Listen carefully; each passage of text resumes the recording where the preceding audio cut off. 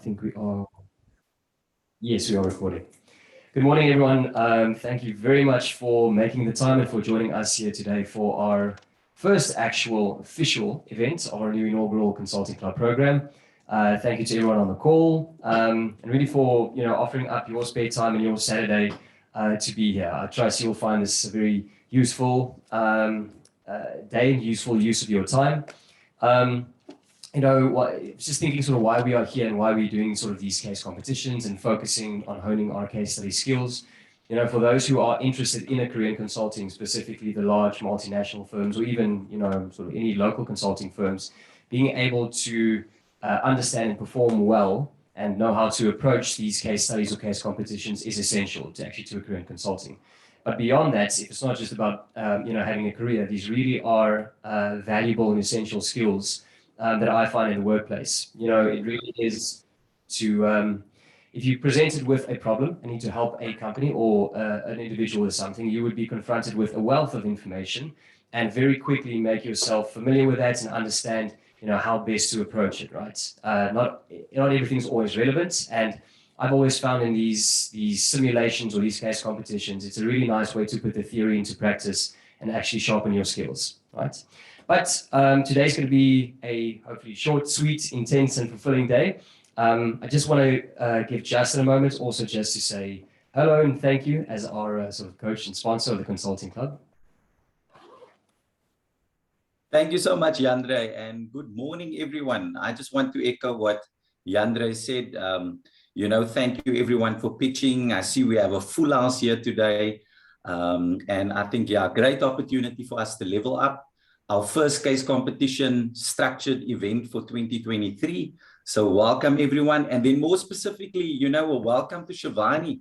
Shivani Ghai, I think you are going to be, the team here today is going to be taken through a journey through one of the top, I think maybe the top in Africa and top in the world around dealing with case competitions. I mean, the winner of the John Molson International Case Competition, so highly regarded in the sphere. So I'm looking forward to hear and see. I'll be in and out of the session, but looking forward to hear and see how you're supporting Mr. Wong in his business dilemmas today. Thanks. Perfect. Thanks, Justin. Yeah, thank you, everyone. I'll let Shivani introduce herself, but as you hear, she really knows what she's talking about from a case competition perspective. She's an ex-consultant herself and a professional coach, an executive coach. And just lastly from me, this is not just sort of once off just to say, cool, we had this workshop, one and done. It's part of a journey that we want to take everyone through in the Consulting Club. So there will be 2 of these sort of workshops, these skills development workshops, but really the aim is to prepare you for the case competition. So we are expecting quite a few invites to participate in these case competitions during the year. Right now, there's no dates that I can share with you, but after when we close out today, I'll just sort of explain the next steps for our workshops. But then I'll hand over to Shivani. Thank you. Thanks, Yandere. Thanks, Justin. Hi, everybody. Good morning. Aloha. Hi. Morning. Morning. Yes, please. Hello. Okay, as you can tell, I'm really loud. Do I need to use this mic? I'd say it's better with it. Okay. I'll stick with it then. All right, brilliant. I'm going to do an introduction of myself in a second, but I first want to stress and emphasize the importance of what we're doing today. So a few months ago, actually, maybe sometime last year, Yandere and the team approached me, actually Justin maybe, to talk about this, but it's been on my mind for a long time. So in 2020, January, I went to the John Molson International Case Competition, and there were, I think, 50 teams represented of MBAs around the world, and we were literally the only African business school.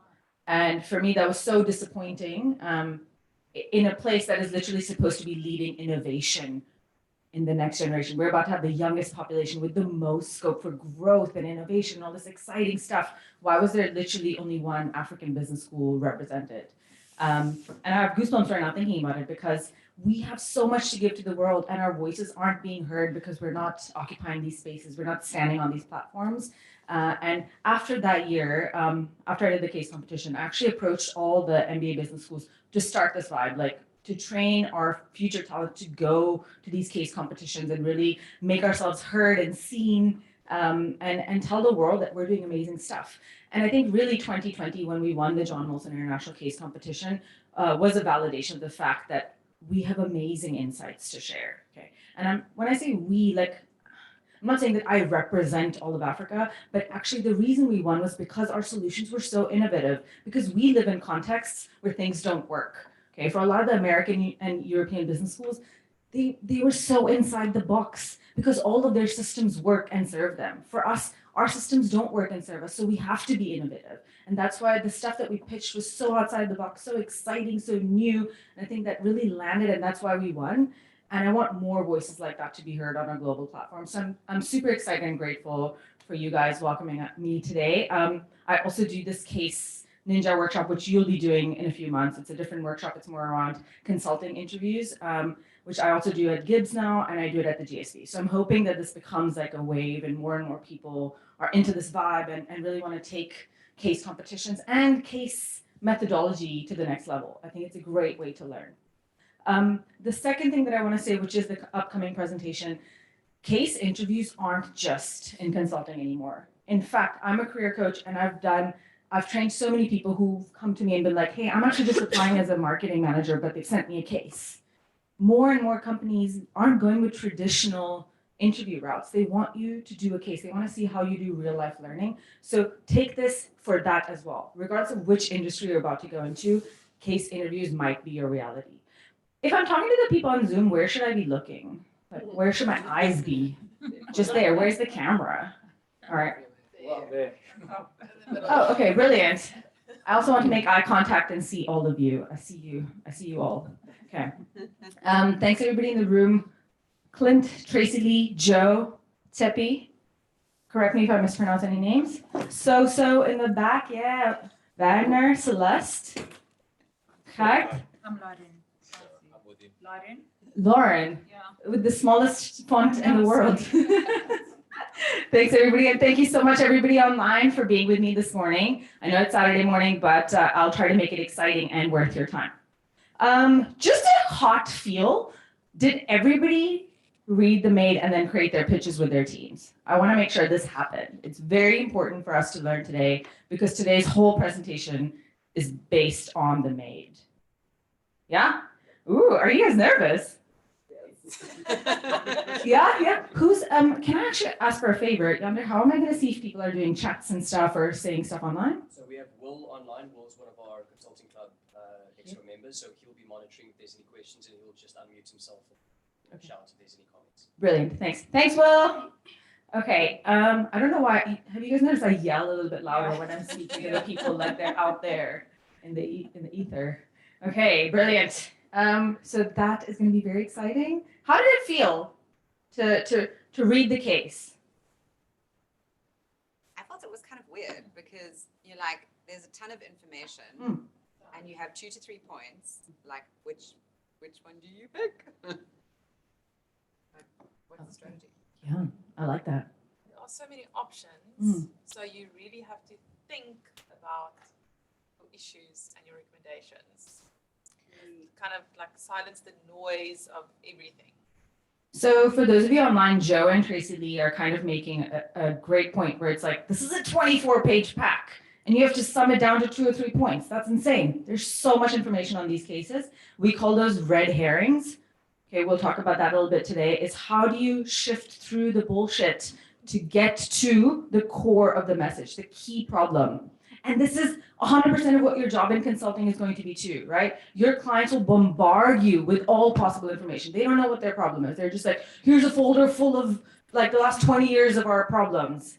And you need to trickle it down to what the key issues are. So that's what the point of this case was. I really love this case because even though it's super old, you can see how using modern technology, we can come up with some really innovative solutions for Mr. Wong. That's why I wanted you to think in present day for this solution. All right, brilliant. Let us get going. Okay, so hello everybody. I am Shivani and I will be your host this morning. Good morning again.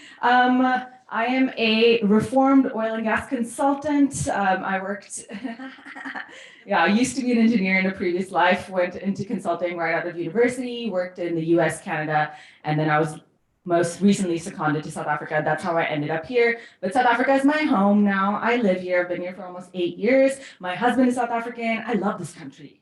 Like, even before I loved my husband, I loved South Africa. I bought a house here before I met him. So this is true love, guys. All right.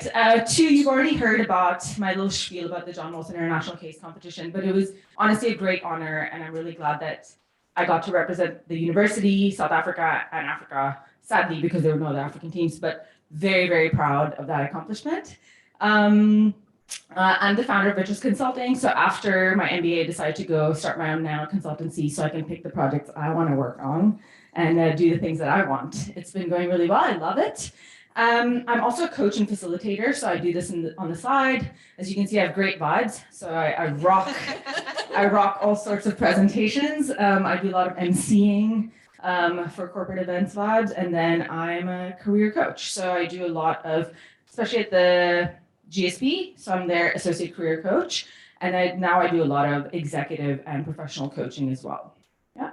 And I'm an all-around cool cat. So as you guys can already see, there's no questions that are going to be off limits. Nothing is like a stupid question, a bad question. And I was literally you like a few years ago, so there's not that much of a gap. Bring it. I hear you. I hear your pains. I know the journey you're going through. Cool. Sounds good to everybody, hey? Yeah. Okay, today's quick agenda. We've done the introductions. We're going to start the morning with the pitches. Okay, so as soon as I drop the mic here, I'm going to call on all of your teams to come and do your pitch. I wanted to start off this way because I don't want to taint your solution with what we're going to go through for the rest of the day. I want to hear it in its purest form. You guys probably crushed it, and I want to see that for what it is. We're then going to go through some really basic fundamentals of how to think about a business. How many of you have done like a strategy class of some sort? Yeah, okay, right, brilliant. Also online probably, can I just see some hands, Zoom hands? Yeah, okay, great. So that's really good. So I won't have to explain like super detail, but it's still really important to come back and revisit and review some basics. Then we're gonna go into how do you read a case? Okay, so how long did all of you have to do this case? 32 hours. Like an hour? Wow, okay, all right. But like, okay, so you had since Wednesday-ish to do this case in theory, right? Today we're gonna talk about how you can read a case, come up with a strategy, have a whole team discussion in no more than 3 hours. Okay, that's how you need to be doing these. We're gonna talk about that.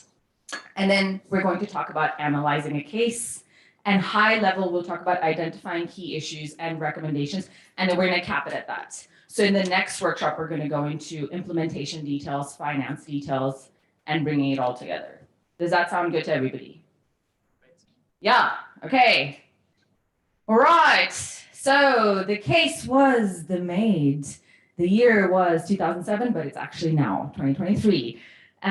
What do you all think Wilson Wong should do? So who's pitching first? I'm gonna go sit there while you guys pitch and take notes, and I will time you also. Why don't we go chronologically? There's a group 1, 2, 3, 4, 5. So group 1 is ready. I don't think there's a mixture. There's only one team who's all sort of here today, and the rest of them are. You want to hear from group 1? Group 1? I'm here, but I'm not presenting. Who's presenting from group 1? Who's presenting? C is presenting. They're online. Oh, that's fine. Do we need to make them host or something? No, they can share. So you need to unshare. Okay.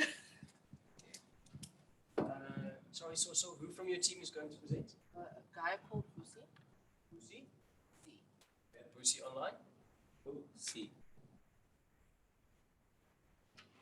Not. Also improvise on the fly. Johan is also online. I was a scribe, so I kind of feel like. I am not doing this. To anticipate them. Sorry, guys. None of us have this ditch me. So group 1 will be going first. anyone on the call from Group 1. We have Saw here in the room. And she very politely gave the pass to someone on the call. I don't know if it's Boosie. Who else is from Group 1? Lauren, if you guys can just check on that team table. Yandre, maybe while that's happening, do we maybe have a second mic to pass around to any of the participants asking questions? Yep, we do. Great stuff. We just can't hear very well if someone's asking a question. Someone's asking. Okay. Yuan online? I can't see you, Yuan. Zani.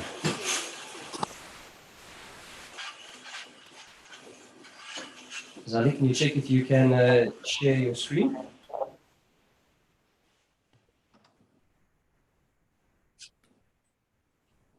Sorry, hi, just give me a second, please. Cool, no problem. So what's the guidelines for the pitch? I know we said we had a certain amount of time and then we'll be stopped. Yeah, so we said in the brief, I gave you a 2-minute limit, after which I'll give you 1 minute of feedback, or somebody in the team can also give feedback in the audience if they have. And then you'll move on. And your 2-minute pitch was supposed to include what? 4 slides, right? Kind of a situational analysis of what's going on. You were supposed to come up with an owner's conundrum, and you were supposed to come up with the key issues and possibly some recommendations for those issues. Yes, brilliant. Okay, who's going? Zali, ready? Yes, I can't tell. Can you see my screen? Yes, we can. Thank you. Okay, let me just go to it. Okay, so for the first part, we did the situational analysis. We first started with how the business is at the moment, and it is most laundromats are family-run businesses with 1 or 2 external employees, and most chains don't have more than 20 shops, and he currently has 3. And then operations of the laundry shops are mostly informal. And then how he would like for it to be, Mr. Wong would like for it to be, is he would like to establish a professional business with standard operation procedures. And then he'd also like to have more than 100 outlets across Hong Kong. And he'd like for it to be scalable and profitable. And the second part is the owner's conundrum. And this would be, we just got a 1-liner to sum it all up. And we said, through a profitable and scalable business model, Mr. Wong wants to expand his laundry chains to over 100 standardized shops. And then we went on to our key issues. In our key issues, we said under operations, a major factor for cost stability was rent, because the rent fluctuates between 40 to 100%. So it makes it hard to know what your possible rent will be in the future. And also the 90-day invoicing for corporate customers. 20% of their income is from corporate customers, and so this type of invoicing can cause short-term cash flow problems for Mr. Wong and the way he runs his business. And then under insurance, the laundromats are not able to offer insurance to their customers, as the insurance is more expensive than the actual service that's being provided. And then under natural gas, we said they have a high dependency on the natural gases that they use, and it also poses a potential fire hazard. Time's up. Sorry? Time's up. Whoa. Whoa! 2 minutes are hard, hey? Okay, I'm gonna cut you off, and it's because it's tough love, sadly. In a case competition, they'll literally cut you off when your time's up. You could be like mid-sentence, and you're like, okay, gotta stop this. Sorry, who was presenting? Remind me. Zandi. I just want to say thank you so much for being brave and being the first one to go. I really appreciate it. And I also, so I'm going to give you a little bit of feedback here, your team. One, I want to just thank you guys for sticking to the mandate of just creating like plain, clean slides. I think as like wannabe consultants, MBA students, we love a bomb slide deck. You know, you want to create like all the tools, all the icons, but those are distractions. And in a case competition, you want to have the time to do beautiful fonts and beautiful slides. So I'm glad that you guys stuck with a nice plain template. I've banked your feedback, but now I'm thinking I'm not going to give it because I don't want the other teams to quickly now go and change their solutions. So I've made some notes, Zandi, but I'm going to come back to you. Those notes and team one as well. So and whoever else was in the team. Johan. I'll get back to you. Yeah. Okay. But great first attempt. And sorry to cut you off. So now the rest of you know you will be cut off in 2 minutes. So if you have to rush through it, if you just want to bank the important points when you're presenting, do that. Group 2. How do I stop sharing? Okay. Thank you. Well done, group 1.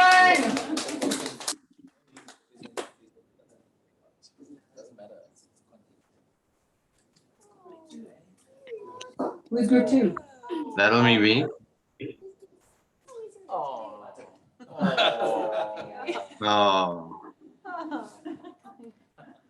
Wait, So I how have many the right timer. Sorry. Okay, go for it. Can you hear me? Okay, thanks. Yes. So yeah, we also started with a situational analysis with context, which the laundry industry dominated by small family-owned shops, usually less than 3, where the chains have more up to 20 shops. They only have less than 2% of the market share. The current position of the maid, 3 shops where the one larger and more successful one is run by the owner himself. Then there are 2 other shops in the new territories run by supervisors. The future position is to go expansion to more or less 100 shops in corporate business and also into increased profitability and work. Another important thing for Mr. Wong was his work-life balance. The second one now doesn't want to go. Sorry. There we go. The conundrum we found was that Mr. Wong wants to expand the business to more than 100 shops, but the staff motivation, perception of the industry, and the quality control are his prime concerns for expansion. The key issues we've identified are 3. The industry itself, property prices, and employee concerns. The prices do not increase. However, the ones that do have slightly higher prices seem to be more successful and sustainable. No industry indemnity or group insurance, and the corporate competition, however, is also stronger than the retail composition. With regards to property prices, its rent is very, very volatile, and the decision between renting and owning is the difficult choice. But the great concern is employee concerns.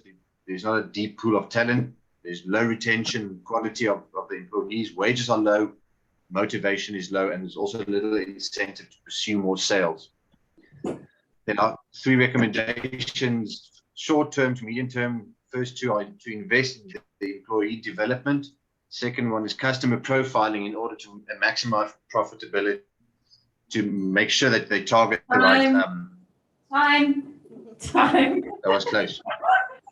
Very close. Oh, fantastic. Okay. Nice. And remind me of who was presenting. Is it Hatting? Yes. Hatting. Hi. Hey, thank you so much. Again, I think you did a great job of keeping the slides simple. I also like that you tried really hard to get through as much content as possible. And my hot tip is just, if you've banked the point on the slide, you don't have to read every point, right? Okay. That will save you a lot of time. Highlight your key issues and literally be like rent, boom, boom, gas, whatever, insurance. You can do that. That's fine. Yeah. Also with the recs, you started there. I'm going to give technical feedback later on the actual strategy, but just in terms of slides, there was too much text on there. I was literally like, I'm going to snooze. So you don't want to lose the eye of your audience also.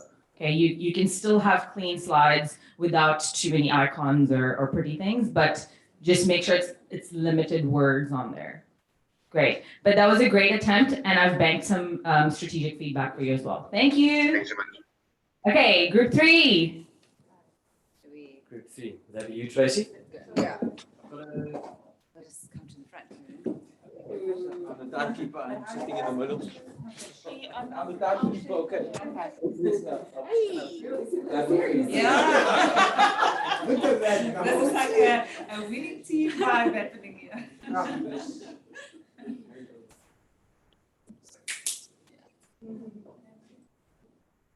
Clint, what is your role? Timekeeper. Oh, okay. The content on the slides, we don't talk. Yeah, okay.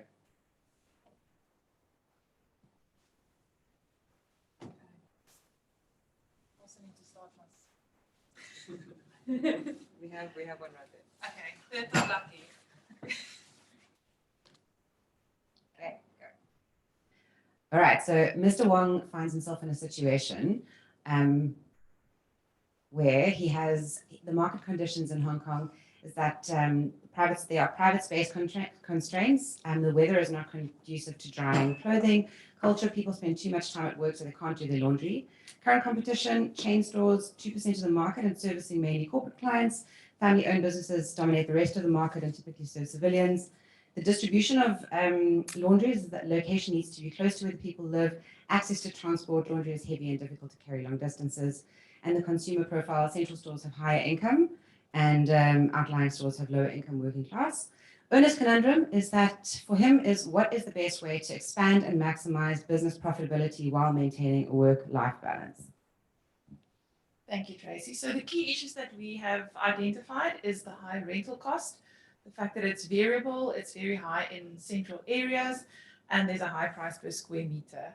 Staffing is an issue staffing is an issue, high staff turnover and uneducated and untrained staff. And there's also difficulty with acquisitions from current business owners who are reluctant to sell to successful business owners. Okay, we recommend replacing multiple larger laundries with in neighborhoods with smaller branded collection points with partnering stores. This will lead to a reduction in cost and an increase in customer touch points. Second recommendation is construct a centralized warehouse laundry, which will lead to optimized dollar per square meter rate, lower cost per square meter for operationals, and reduction in supply distribution costs.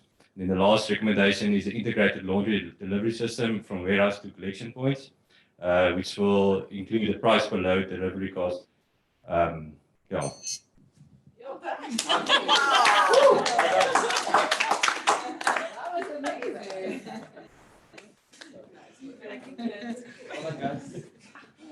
amazing. Well done, well done. They did a great job, but obviously they're the third team to go, so you guys have learned a few lessons. You're standing on the shoulders of two giants before you. I want to say great job. Give strategic feedback later. Slides were crisp. I like that. Like the transition was smooth, efficient, very crisp also. Yeah, generally great job and good job staying within the time. Yeah, great. Tracy, you were great. I did notice you, in an effort to save time, you start speaking really, really, really fast. Yes. Which is great, but calm down. It's all good. Maybe like remove points you don't want to say, but still say them with power and so they land. But you did great. All of you did great. Thank you. Okay. Are you guys still excited? This is going really well, okay? Yo, wow. Do you guys usually do this in your classes also? This vibe? Not really. Really? Oh, okay. Well, now you have done it. Brilliant. Okay, who's group 4? Oh, they're already ready. Okay. Oh, another shark in the house. Okay. Wait, I have to start my timer. Give me a second. And who's presenting? It's to me. Yeah, to me. Go for it. All right. Good morning, everyone. Oh, no. Oh, it doesn't want to go to the next page. Oh, there we go. So for the situational analysis, the industry context is very traditional, predominantly family-owned, static growth, price-sensitive industry, and a high staff vacancy rate. Where is the industry going? Limited industry growth due to city center concentration, eco-friendly alternatives, as well as automation to reduce reliance on manual labor. The conundrum is, how do I grow my business from 1 to 100 stores? Can't see the top. And then we talk about business management in terms of excessive focus on financials, over reliance on assumptions, attraction and retention of staff, lack of structured industry, customer and operational data, as well as consistent industry standards are the key focus areas. Okay, and then the recommendations is to collect and analyze data to inform growth strategies, formulate and develop a business and expansion strategy because it was lacking, find a competent partner to help run and grow the business. So you focus on your strengths and outsource your weaknesses. Then also focus on organic growth, as well as increase focus on corporate clients for a better client segment mix. Thank you very much. You know what, Timmy? You still have like 30 seconds left. Good job. I know, so much time. I'm like, I think I missed a slide or something. But yeah. Okay, brilliant. To me, I liked also your slides are very clean. Just point of feedback, you were obviously nervous and trying to get through the time. I think you rushed a little bit too fast. I couldn't even bank the points you were making. And like by the time I was writing a note and I looked up, the slide had changed. So you also don't want that to happen because your slides should also be conveying a powerful message to your audience, right? So they should be able to see this and follow your story along as you speak and be complimentary to what you're saying. Sounds good? Okay. So great job staying within the time, but also give yourself more grace. Maybe if in front of you, you want to put your own little timer so you can slow down and say, okay, cool, I still have 30 seconds. Let me elaborate a little bit more on my recommendations. That would be great. We're going to go into strategy soon, but I see that you did 4 key issues and 4 recs. That's good, but just as a point for everybody, it's really difficult to unpack 4 recommendations in a limited amount of time. So always try to keep it to 2 to 3, because when you build out for a case, you also have to put together an implementation plan, a timeline, finances. So the more recs you have, the more work you're going to have to do, because you can't just put forward a recommendation and not give the plan associated with it. Yeah, but to me, it was great. Thank you so much. I really loved your situation analysis. Thank you. All right, thank you. Group 5, last but not least, right? Yeah. All right, that's me. Oh, Werner's in the house here. You want to come up here? No, thanks. I'm going to have to give you the mic, though. Thank you. I'm wearing my nice shoes, sorry. Okay, let me just get my timer going here. All right. Okay, situational analysis. Okay, just give me, I need to get rid of the pictures on here. Otherwise I can't read. Start now. Okay. Situational analysis. The maid is a 3-shop laundry business in Hong Kong and wishes to expand by 100 more shops. The market in Hong Kong is stagnant with no real growth for the laundry industry and is already filled with competitors in the form of mostly family-run laundry businesses. And Mr. Wong sees an opportunity and value in expanding its operational efficient shops in Hong Kong in a bid to lower costs, increase revenue, and make more profit. Owner's conundrum is to profitably expand the maid business from 3 to 100 outlets in Hong Kong and to revitalize the industry by operating with more professional methods, standards, and procedures whilst maintaining a healthy work-life balance for Mr. Wong. Our key issues: availability of quality staff. There's a shallow pool of talent that is only motivated through higher wages. It's difficult to maintain staff quality control when expanding, and there's high staff turnover. Secondly, laundry sector price elasticity. The prices are stagnant despite an increase in operational costs. Its cost stability is influenced by highly volatile rental prices.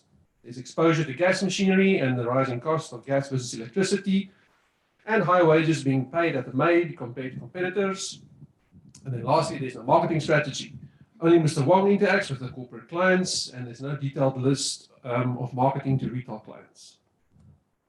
Our recommendations: targeted marketing through a loyalty program, which will give you customer retention through discounts, and you can gain customer data, better customer segmentation and forecasting of consumer trends.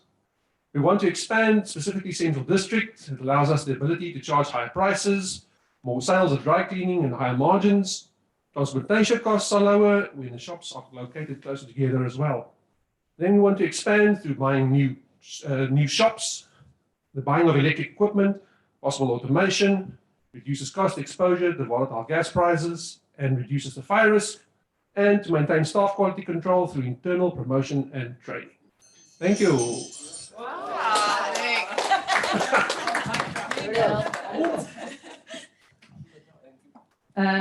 Are you a marketer? You're like, No. in the marketing life.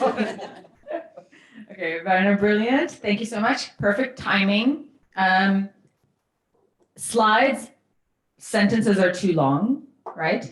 If you must write sentences, which generally don't, at least like go to situation analysis or go to your OC slide. Can you go there real quick? Like here, that's also fine. You want to, if you're going to go with sentences, you want to at least bold the key bankable points. Okay, so maybe here, increase revenue and make more profit. I'll put in bold. So the things that you want to draw your audience's eye to. And because you wrote in sentences, you also spoke in the sentences that you wrote, right? You want to be able to make it flow and be more natural. So if something comes to you in the moment in a case, sometimes you have a brilliant stroke of genius. Now you can't say something because it's not written on your slides exactly as it is. So give yourself a lot of flexibility and fluidity by not having full sentences. Yeah, I mean, otherwise it was good. Thank you so much. Was that the last team? Okay, Yander, you want to give it a shot? Where's Justin? Has he left us now? He's like, no, I'm out. All right, cool. How do I share my deck again?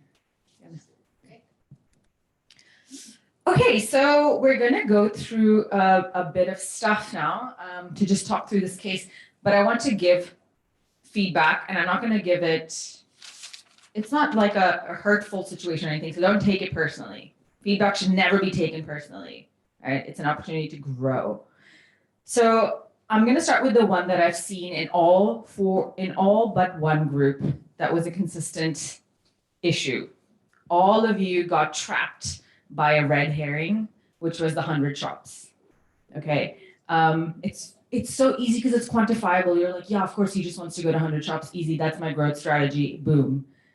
If you read the concluding paragraph, he genuinely says, I don't care about the number of shops. I actually just want profitability and a work-life balance.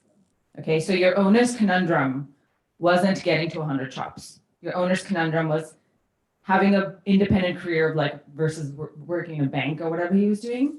Yeah, having profitability and being able to spend time with his family. So that is called a red herring. A lot of these will be planted in the case. Other red herrings that were in this case that I saw in a lot of your slides. Does anybody want to mention one? Anybody else can think of a red herring now that you've seen other presentations that you're like, oh man, that maybe wasn't really a key issue or problem? Insurance, thank you. Brilliant. Okay, so Joe says insurance was a red herring, and I want to second her. And the reason is because only 1 out of 10,000 garments are ruined. Okay, so if you think about it from a profitability, from an impact of business standpoint, it's not that big a deal. And when it's ruined, all they have to do is pay out 5 times the cost of what it would have been to launder it, not 5 times the cost of the item. Okay, so that's nothing. So if you charge 100 rand to launder a Louis dress, you don't have to pay 5 times the price of it. You just pay 5 times what you would have charged. So that was a massive red herring, I think. But they do this. They'll plant like paragraphs and paragraphs of stuff where you're like, oh man, this must really be an issue. But actually, you have to think strategically and realize that it's not an issue. Anybody else can think of a red herring? Nope. All good. Cool. Okay. So I do think the key issues that a lot of you hit on were really good. I think that the staff issue is definitely a key issue in general. I also think the rent issue is an issue. there's one thing that I heard none of you talk about that I would have liked to hear a bit more of, and maybe we can unpack it later, is I didn't hear a lot of specifically like market segmentation, like identifying and finalizing your customers. Like I heard high level, but none of you went with like, we're going with a corporate only strategy, corporate clients, or we're going only with a retail only strategy, or something around who your customer is and how you can focus on that, because that would have really helped you then iron out what your margins are going to be. So I would have liked to hear more of that. I missed that.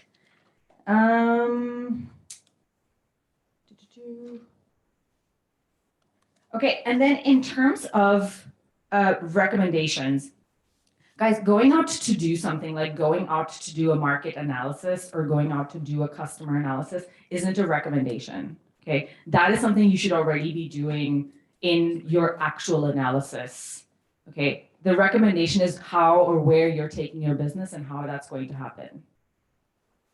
Sounds good? Yeah? Does anybody else want to give any feedback about what they saw from somebody else's presentation that was really good and you're like, oh man, how did I miss that? Or like, I should have banked that.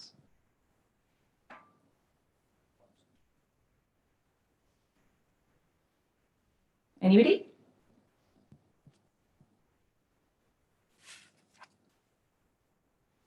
I didn't see too much on the technology side. Yay, thank you. Literally here, tech solutions. Where were the tech solutions? I think our pod was a tech solution technically as well. It wasn't just a drop-off pod, was more like I don't know if you guys have seen the dispensaries for the bottles, like return. So it was that narrative. Yeah. So it wasn't more a storefront. It was like that was the drop-off pod, if we would have extrapolated on that. Yeah, Clint, right? Clint, I love that, and I love it. I would have liked for you to be more explicit about it. Okay, so like, how is your customer tracking it? Is there like an app? Like you order a laundry pickup, you order a laundry drop off. You can track the status of your laundry because they already have barcodes. Like, come on, these are easy bankable points and easy to implement, especially in 2023's context that I would have liked to see a lot more of. Like, how do you create that? What is that customer to whatever chain called, I think there was sort of the Uber narrative. So I was going to piggyback off the Uber application and tracking process into the pod, pick up, drop off, into the laundry, which was actually in the industrial node. Do you want me to just summarize that? So Clint is saying that he's saying a bunch of words that didn't come across on the slide. That's what Clint is saying. Yes, I hear you. 100%. So Clint, you're saying something so important. He's saying that their whole solution was based around kind of like an Uber model, something techie, get it? But it doesn't count if I, as the receiver or the audience, didn't bank that. Okay, I didn't get that. I really got like a hub and spoke model. Like I got all of that from you. I didn't see it necessarily as a tech solution. So that didn't come across to me. I would like literally for your recommendation to be like leverage technology to elevate business or something. So it has to be explicit. Okay, so that definitely, thanks for identifying that for sure. I think that I saw generally was missing. Okay, all right. How did that feel, everybody? Like, how was the experience of sitting with your teams and doing this work? Can somebody tell me how you guys actually went about doing it? Anybody want to tell me what your process was?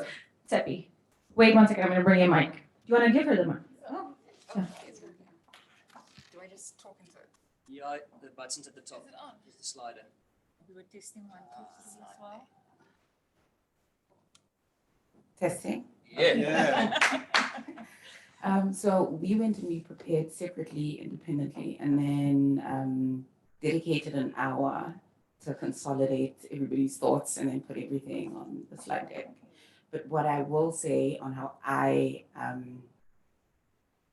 guess, experienced this whole process up to now is it was actually a little intimidating because I have zero consultancy experience.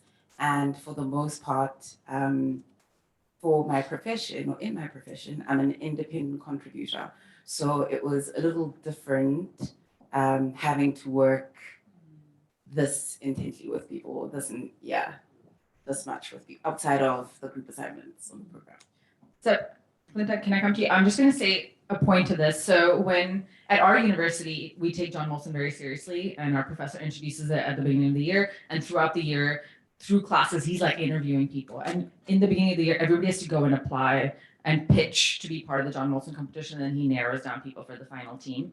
And I was like, there's no way I'm going for this competition because I hate working in teams. I genuinely am like a lone wolf. And at the end of a class with him that I had where we had to do pitches, he asked me why I didn't audition for John Molson. And I said, it's because I don't work in teams. I don't do it. I'm going to kill somebody. It's going to happen.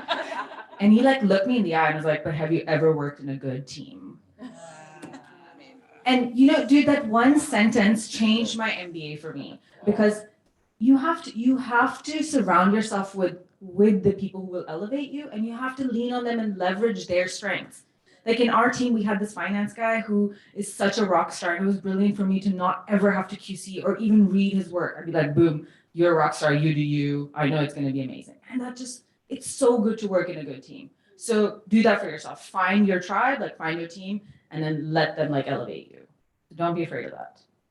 But thank you for sharing that experience. I'm just going to say for your team going forward, don't go work in silos. You gain so much from working together. And hopefully if you guys are going to continue through this process, sit together for it. All it takes is 3 hours total together. Okay. It's not a lot of time. You can do it together. Cool. Okay. Clint.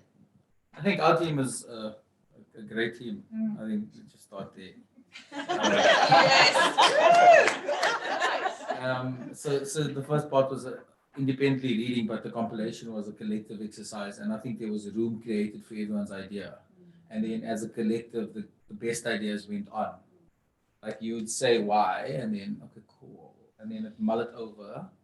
I did it while driving, and I mean that was rough. And he contributed a lot. Because I'm a multitasker. But I'm saying like it was great to have that experience where you have a voice. I think groups need to create that space for people to share and then counter argue, like a rebuttal, like no, I don't think that's gonna work. No, just say no. Give context to that. So I think that's really great as well. Thank you so much. Joe? Sorry, so Clint is in our team, but I think what made it easy is that myself, Tracy, and Ger know each other. We have class together. So that obviously contributes to us just like falling in and flowing. Yeah. Excuse, you go first. No. Celeste, and then I'm also going to check online if there are any questions, but I'll let that happen also. But Celeste, go for it. Cool beans. So none of us in my team know each other. But what happened was the whole common goal thing. Everyone just slotted in going, we have this thing and we want to get it done and we want to do it well. And I think that worked quite well. So I agree with being in a team that you know quite well is very nice. It works, it flows very nicely. But the common goal thing comes up for me every single time, even in my work environment as well. That common goal is so flippin' important. Thanks for that insight.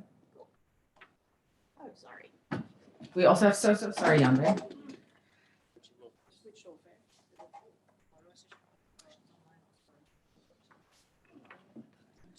Can I go?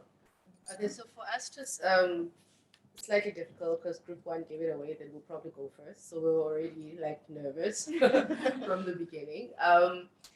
So also we didn't know each other. So it was our first experience. We actually had 2 meetings, which I feel very proud of. The one we struggled with load shedding, but again, that common goal concept kicked in for us. We do have one we didn't get to meet, I guess, because of load shedding. But so we met yesterday. I was the scribe, and then they're like, "Oh no, but you're on campus, so you present." I'm like, "No." So I just want to say thanks to Zandi because somebody else was supposed to present. But again, it was a great experience for all of us, and already we're talking. So we're already having that bonding experience, at least from my perspective. So it was scary because you don't know the people, but we all want the same thing. But I think we learned a lot in the 2 days. Yeah. I just wanted to check for the people online as well, just a show of hands. Who hasn't studied the MBA, is not from the MBA, is from a different sort of field of study? Clint, you can just get I think Johan raised his hand. Zandi, Mwezi. But I think, because that's awesome, there was actually some thought that went behind your teams. And yeah, it's very interesting to see actually how it played out, but especially because or at least in the MBA and consulting club, almost everyone, even the MBA is generalist, but you would get a similar train of thinking. And what we hoped to see here is that you will get people from different industries, different areas of expertise. It's a short exercise, but I'm glad to see that you found it valuable. Tippy, I'm going to come to you. I also want to speak to another point that you made earlier, which is like you don't come from a consulting background. Honestly, if you stick with this journey and you do a lot of practice cases, even for yourself, it transformed the way I think. It gives you exposure to so many different industries. Now you guys just did a case on laundry in Hong Kong. Now you know that context. You wouldn't have known it ever before in your life. Even reading cases, just practicing them, elevates your strategic thinking to the next level. So this, if anything, this will be a brilliant exercise for you to familiarize yourself with a million different industries, different ways of thinking. You might be doing joint ventures next. You might be doing acquisitions. You might be doing venture capital, like a bunch of interesting new telecoms, whatever it may be, that we practiced for John Wilson, I think like close to 35 cases, and all of them were from different countries, from different contexts, from different industries. And I learned so much that now when I go into any space, I feel confident that if I don't know it, I'll learn it. It'll take me 3 hours. I can read a case and I'm there. That's the kind of thinking that the power that it gives you is that nothing is out of the realm of your possibility. Clint, I'm going to come to you, Tepi. Oh, yeah?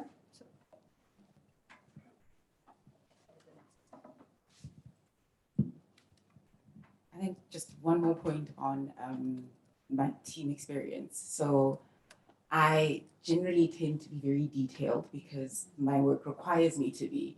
So I found that as I was working through the case by myself in preparation for the meeting, I was getting caught up in all of these little red herrings. Okay. And so then when we finally sat with the team, I actually learned yesterday from the guys how to take a step back, look at the big picture, and then pick out the stuff that you need.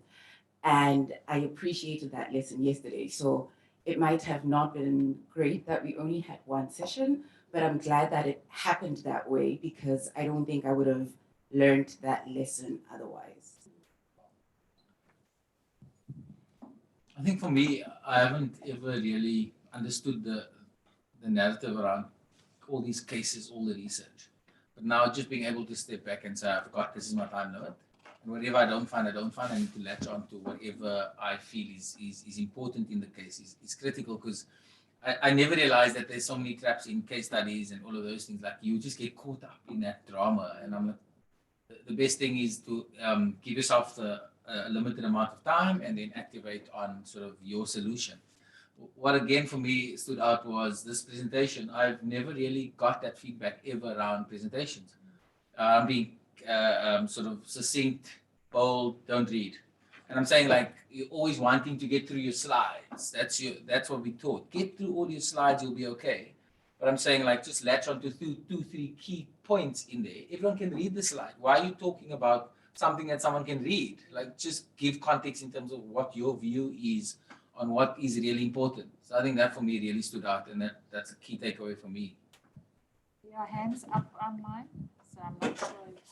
Thanks, Clint. Online, we have Zandi first, and then the second person, you don't have a name and you're frozen, but I'll go with Zandi. Zandi. Hey, girl. Those are maybe old hands. Oh, all right.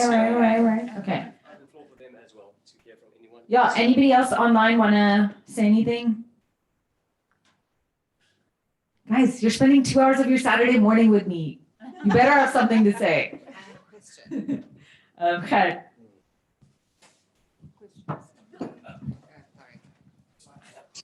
Sorry, I only had my hand up to say I'm not doing MBA. It wasn't for anything else. All good. Yeah, so when I read the case, I'm not sure if it was actually the right way to approach it, but for me, a way to kind of get rid of all the red herrings was I knew that the teams were split up like for different strengths. So I kind of just focused on the stuff that I knew like I could 100% contribute to. I knew the other stuff that was like marketing related, or I read it and kind of kept in the back of my mind, but I knew like Tracy would cover that. Like, yeah, so that was kind of the way I approached it. Oh, that's great. Just pass it on. Which is funny because he was the one who picked up the the 100 stores not being the thing. Yeah.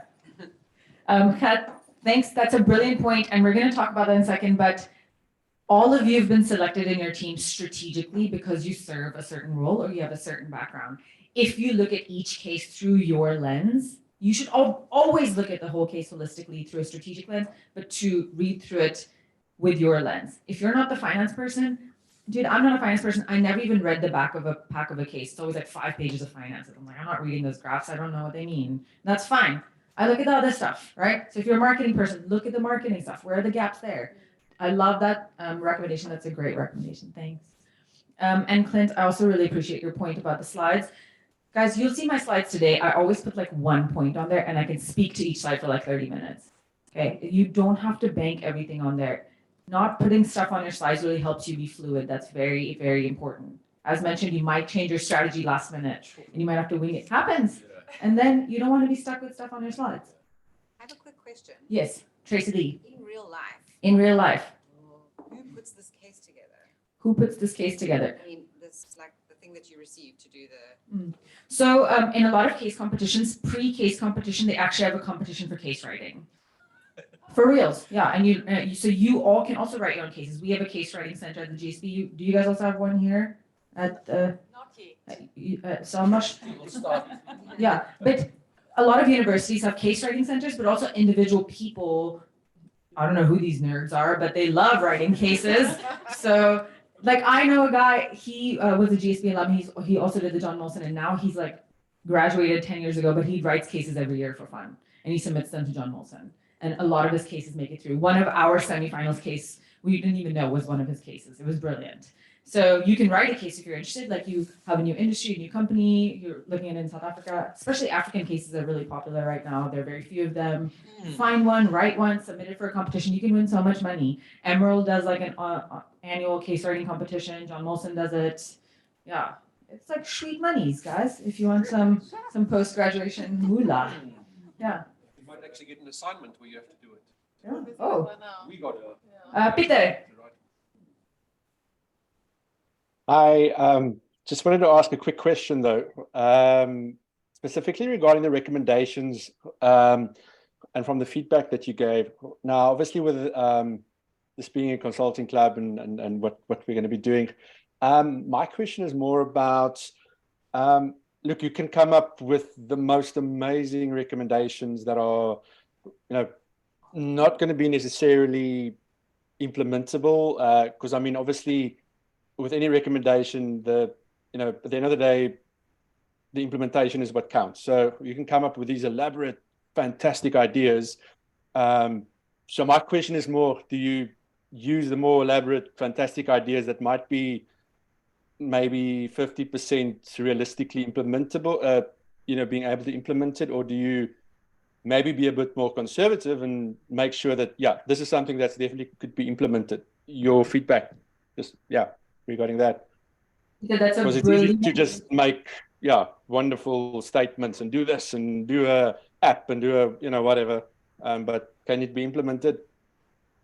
Yeah, that's a brilliant question. Amazing insight. Guys, every recommendation you recommend on the case, and I'm going to show you a sample deck that we put together for a case, it has to have associated implementation plan and associated implementation timeline and associated finances to back that recommendation. If you don't have all 4 of those, if this is like a pie in the sky recommendation, it's not going to fly, right? It is also dependent on a couple of other things. If it's an interesting industry where you can be really innovative, like it's like a tech firm or whatever, like you're trying to solve a crazy problem, yes, you can go really, really ham and come up with something crazy, as long as you can still back it with an implementation plan, timeline, and finances. But if it's a traditional industry, it's like handrails for handicapped people. You can't be like, develop an app that flies people, okay? For real. So it's completely also context dependent. And the third thing that it's highly dependent on is the geography in which you're presenting. What I mean by that is, if you're going to present in America, North America, in Canada, they're actually quite conservative with how they give out money. Like they want to see that it's a practical solution. So you might not be as lucky with an audience there giving out a really crazy solution, but it might fly in like more innovative spaces. So maybe in like an African context, like a really innovative solution might fly. So it's also dependent on your audience. So sorry, Peter, it's not a straight answer, but you have to think about all of these things holistically. But honestly, as long as you can back it, again, with your implementation plan, timeline, and finances, then it's probably going to fly. All right. Okay. Great questions, everybody. Just in the interest of time, I'm going to get through some more content because I want you all to do some more practical stuff with me.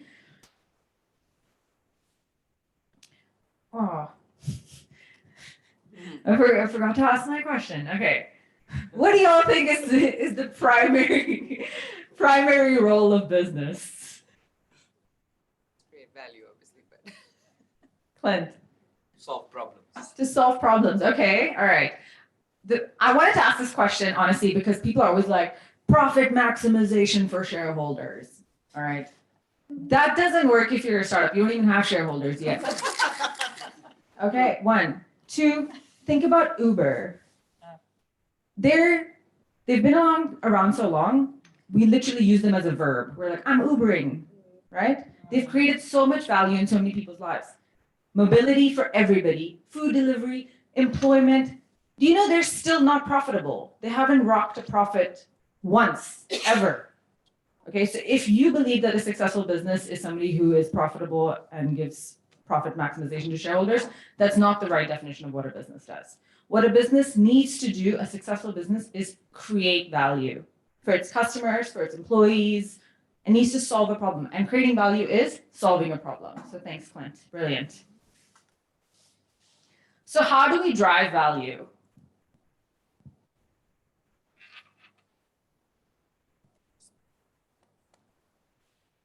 Okay, let me give you some context on why I'm talking about all this. These are the fundamentals through which I want you to, the lens through which I want you to see every case that you ever solve, okay? You need to be solving the case to create value. That's it. If you forget your fundamentals and foundations, you're not gonna get cases right. You can use all the fancy MBA words in the world, you're not gonna get it right. You need to come back to always creating value. So how do we create and drive value? Anybody? Okay, Tracy Lee says understanding consumer needs.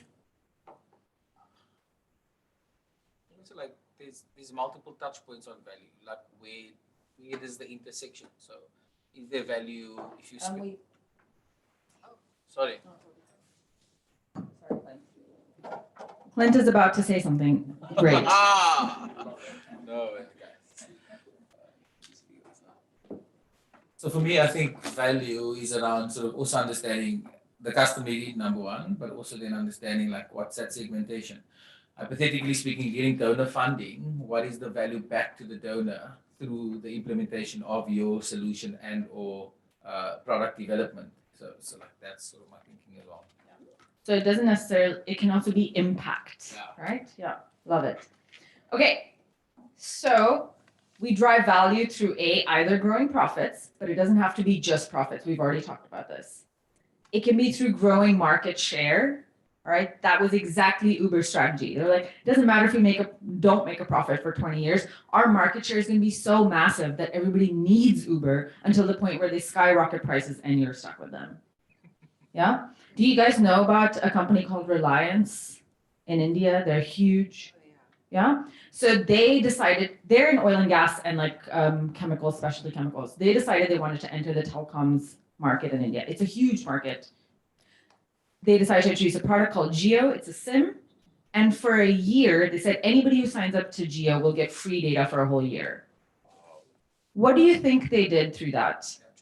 They literally captured the whole market. And after that, at the scale at which things operate in India, I mean, they've got it. Right? Yes, they lost a few $1 million for a year, but then they've got a captured market. Yeah? Okay, 3 is build intangible assets. What do I mean by intangible assets? Anybody?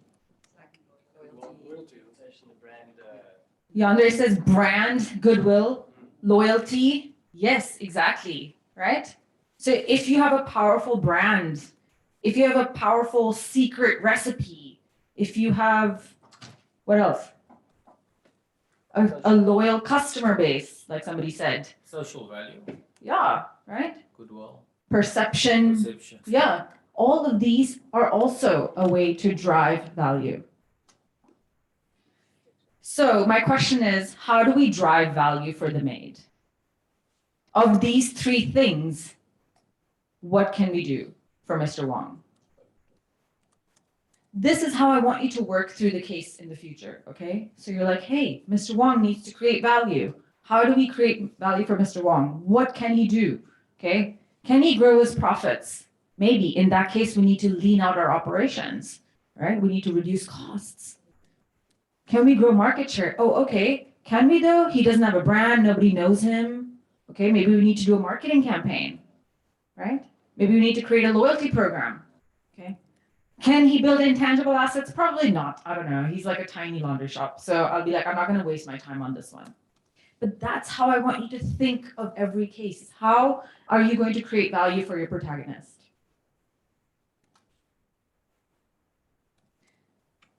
I want to take another step back and go to the 4 basic pillars to have a successful business foundation. If you guys don't get these fundamentals right, you'll never get a case right. Okay, need. You started with that, right, Clint? I think maybe Tracy Lee also. What is a business doing? It's solving a need. That's all a business is doing, okay? There's a gap in the market, there's a need in the market, there's a problem that needs to be solved. That is what a business does. You need to identify the need that your business in the case is solving. Is it actually solving a real need or not? If it's not solving a real need, you need to be like, what, Mr. Wong, shut your shops and go home. Like, spend time with your kids. You're not fulfilling a need with your one laundry shop. Okay? Next, a business thinks about what that need is and then fulfills that need with a product or service. Guys, this is really elementary, but these are the foundations without which you cannot solve a case, okay? So any product or service that's going to satiate the market's need is the second step and foundation to a good business. 3, a business model. What do I mean by business model? Anybody?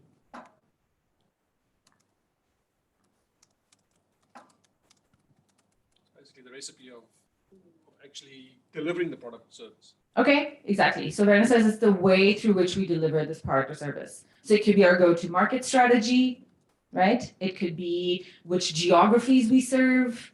It could be the combination of product and service that we serve. A way to provide this product in a way that creates value. Again, coming back to creating value, that's the fundamental thing here. And finally, SCA. This is key to you winning any case. If you can prove and show a sustainable competitive advantage, you are on top. What do I mean by this? Yes. Okay, I create chuckles. Cool, everybody loves them. Everybody wants to eat them. And everybody sees that everybody loves chuckles. So now I'm Nestle and I'm like, I'm gonna start creating chuckles because I have a massive factory versus this tiny Shivani factory. So what is my Shivani sustainable competitive advantage to keep Nestle out of the market? So what can sustainable competitive advantage be in this instance? Can anybody give me an example? What can I do that maybe Nestle can't? I think your production could be differentiated in terms of your labor force, how you produce, your sourcing strategy. You could leverage local producers and then tap into that whole ESG value chain and sort of boom. That's why people love you. Great, exactly. I can be like, okay, I'm tapping into a super niche market that is people who are into sustainable chocolate farmers in, I don't know, Brazil, and I'm only going to make my chocolates out of that. And that's my sustainable competitive advantage. Because Nestle builds at scale. They'll never be able to do the same thing. Okay, they can't be so niche. Okay. Another one might be that some proprietary recipe or ingredients that Nestle can never duplicate. Okay. That's exactly what KFC does. That's what Coke does, right? Anything else? Yeah? Okay, exactly. So exclusivity is a great one. So you guys know that Woolworths, when it ties you in, it locks you in as an exclusive supplier, right? If you make that deal, nobody else is coming in to sell to Woolies. But in this case, you've segmented your market and said, I'm only selling to ultra high net worth individuals or whatever, and that's my market. Yeah, brilliant. So with every business, every case you read, really think about what is a sustainable competitive advantage that this company or person has right now. If they don't have one, they're not going to make it. So then your job as the solver of the case is to find or develop a sustainable competitive advantage. Yeah. So in every case, you're going to be addressing one of these four things. You're either going to help them find a need, maybe, to enter into the market, or you might help them fulfill a need through a product or service, or you might help them innovate their existing business model, or you might help them develop a sustainable competitive advantage as a barrier to entry for other competitors. Yeah? Okay, but how do we create sustainable competitive advantage? I'm going to peruse through this really quickly. Could be through product innovation. So we talked about this with our magical chuckles. Okay, my product is so innovative because it used special magical Oompa Loompa cacao from magical country. Boom, nobody can duplicate that. Process innovation. Okay, I might go to a food fair in Germany and these guys are making chuckles with a proprietary procedure and they have a special factory and a way of doing it that nobody else does. I form a partnership with them and say, hey, I want to bring your technology to South Africa, lock them in, so you can't share this technology with anybody else in South Africa. Now I have a process innovation and a way to keep my competitor out of the market. Oh, wrong. Okay. And then business model innovation. Okay. So it might be, I have a really great marketing strategy. I build this insane brand that people are obsessed with and nobody else can compete with me. Okay. Maybe I say, hey, I'm actually going to only sell online and I'm not going to waste money on brick and mortar, and my competitors can't do that because they have a bunch of brick and mortar stores, so they have a ton of costs that I don't have to have. An example of that strategy is faithful to nature. Do you want to? An example of this strategy is faithful to nature, and Celeste is going to tell us a little bit more about this. That's interesting.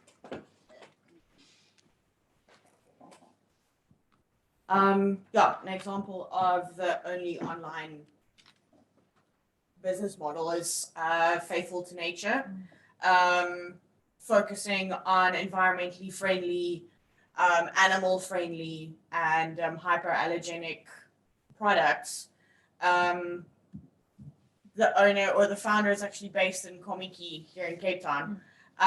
She decided that instead of going through all the brick and mortar the associated costs, she'll build an online platform, and she pretty much wiped out, well, the company pretty much wiped out sort of the, what's this industry called? I don't even know.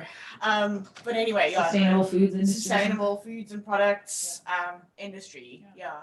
For some other odd reason, the company is branching out into brick and mortar, but only one pilot store.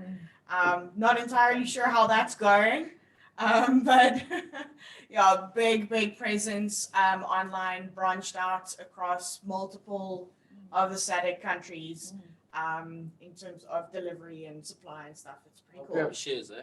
Hey? We have shares.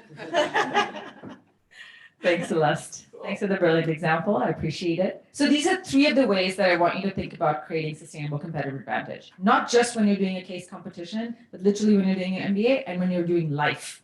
Okay. If any of you start a company, if you work for a company, always know what your sustainable competitive advantage is. If you go for an interview with a company, be like, what is your sustainable competitive advantage? I don't want to work for a company that's going to go bust in a year. Like, tell me what differentiates you and it's going to ensure that you're going to be in the market for the next 100 years or whatever amount.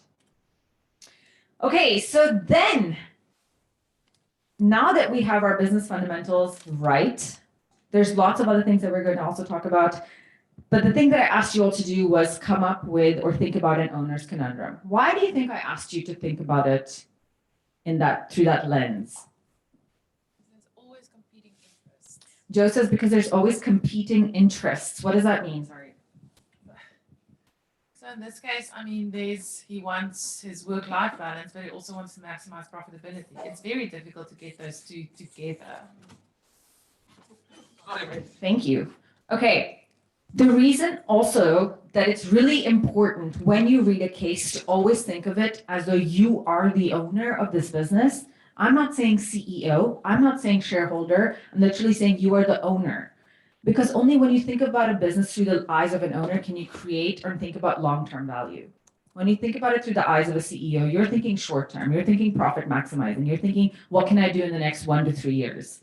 When you're thinking through the lens of an owner, you're thinking about true business longevity. And that is how I want you to solve every single problem and case, through the lens of an owner. So for every case you read, even if it's a massive company like Woolworths, think about it like you're solving the problems as the owner of the company. You have a personal vested interest. You want it to succeed for many years to come.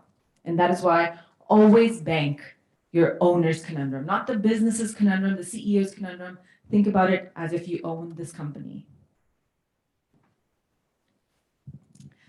Okay, so how do you read a case?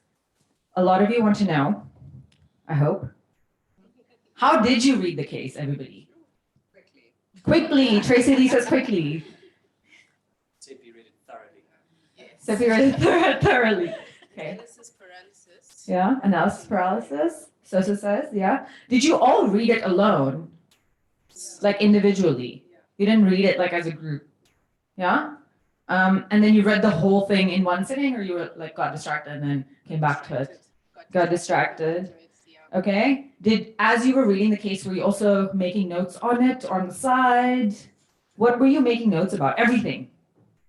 Gert was obviously making notes about the things he's strong in. So what I actually did is I first read like the outcomes, what was required to present.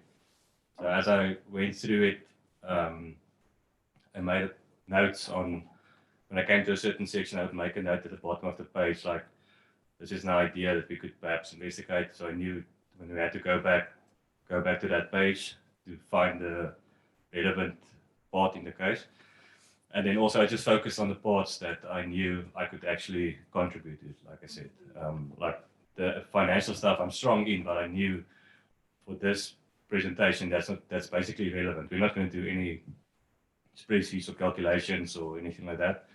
So I kind of just scanned through those and then like got to the core of what was required on the presentation. Spoken like a true MBA student, read the marking rubric first, and then you answer the questions. Yeah, so I also use color coding for the specific sections. So if I want to complete a section, I just skim through the whole document and I look for the specific individual colors for that section. What were the colors? It's like yellow, blue. No. Like, what did they signify? Oh, no, nothing. Just okay. random colors. All right. Okay, so it wasn't like, this is opportunity. No. All right. So? Oh, that way, sorry. I think similar to him, I just highlighted the things that stood out to me, so that I don't have to read another 16 pages again. Because technically 16, I didn't really touch the figures at the end there as well. I hear you. I'm with you. No, pass around is what I mean. Oh. If you want to talk, you can talk. So I read it thoroughly, like Andre said, and as I was taking the notes, I had my slides on the side in the format, and I was taking it every time I read a sentence that was relevant to one of the note sections. That's how I. How long did it take you to read this? It took me about 2 hours maybe, which was a little long. And you did it in one sitting? I did it in one sitting. Wow, okay. Yeah. What if I told you you could read this case in 25 minutes and you have to read it? I would love you forever. I would love you too. I also love you. Kat? Sorry, I forgot to mention. And what I also did was when while I read it, I would like use a O for opportunities and a D for a threat. So when I highlighted something, I was just like write O, D, or yeah. Kat's already taken this class or something. He's already been in this session, eh? This cheater. Brilliant. Okay. Love all of this feedback. Okay, so reading a case is case is always overwhelming. And because I wanted to be in your shoes, I haven't read this case since 2019. So I read it this morning in 25 minutes so I can make my points. So I can bank them and be like, this is how I did it. First of all, how many of you just read it like online, or do you print your cases? Nobody prints. Not allowed to print. Huh? Sorry. No? Sustainability, I hear that, yes. There's just, for me, there's just something about paper and like highlighting, cathartic. Also, I go way faster. You're not wasting time scrolling and shit. And like, it's tough to highlight with, especially on these old PDFs, it's tough to highlight in a straight line. You have to do like one of those things. It's insane. Okay, my recommendation would be, sorry, if you can, print your case, print it double-sided, printed like 4 on the page, whatever you need to do to help the environment. This is how I do it. Read the introduction and conclusion, all of you together in your team in the same room together. Okay, it can also be online. Read the conclusion in 5 minutes, no more than 5 minutes. As you're reading it, what do I mean by intro and conclusion? Look at the case. There's a top section. It doesn't necessarily say introduction and conclusion. It's just the beginning, and then it might say next steps, looking forward, whatever. It's the bottom. Don't read anything in between. When I did this morning, I immediately picked up the sentence in the bottom paragraph that says, Mr. Wong doesn't really care about the 100 stores. Okay, and then I was like, of course. But if you don't read introduction and conclusion and you're reading the whole case, you're swept away by this idea of 100 stores. It's so much information. By the time you get to the conclusion, your eyes are tired, you're exhausted, you don't even pay attention to the conclusion. You're like, blah, blah, who reads the conclusion? It's probably just a summary of the case. Okay, this happens. The conclusion, though, has some really powerful and key insights. That's why when your eyes are fresh, I want you to just read the introduction and just read the conclusion in 5 minutes and bank your owner's conundrum immediately. Just reading those 2 will give you what the crux of the case is. It'll tell you what you need to be solving, what value you need to be creating. The rest of the case is just other information. It's not important, but it's not going to tell you what problem you're trying to solve. Once you've done that, you're now going to read the rest of the case through the lens of your owner's conundrum. Now you already know what the problem is that you're trying to solve. And so you can highlight issues that are relevant to your question. And you can cross out red herrings and not get distracted by them.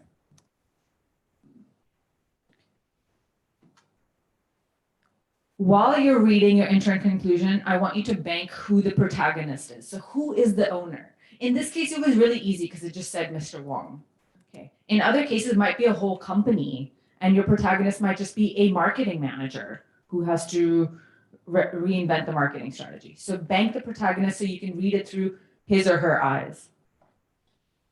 Bank what problems they want to solve. And then bank what decisions they have to make. What kind of case is it that you're trying to solve? Don't Google, right? In a real case, you won't have time to Google anyway. And I know when you have free time, you're like, oh, interesting, Hong Kong, let me go Google it and understand about it. Don't waste your time doing that. Everything you ever need is in the case, okay? And everything else that you might need is in your head. And that's it. Do use common sense. That's all you need. Doesn't matter which country this is in, which industry it's in. You're not going to get you're only going to get red herrings on Google by Googling cases and contexts. Everything you need for the case is in the case. Okay? So right now, I want all of you to open up your case and just read the intro and conclusion again. I'm going to give you 5 minutes. I'm going to time you, and I want you to bank a new OC.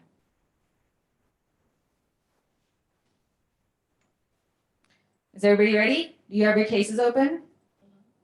Everybody online got their cases open?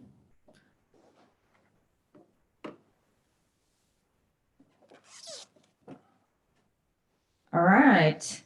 Cool. Are we ready? Your 5 minutes start now. Only intro, conclusion, and bank these points.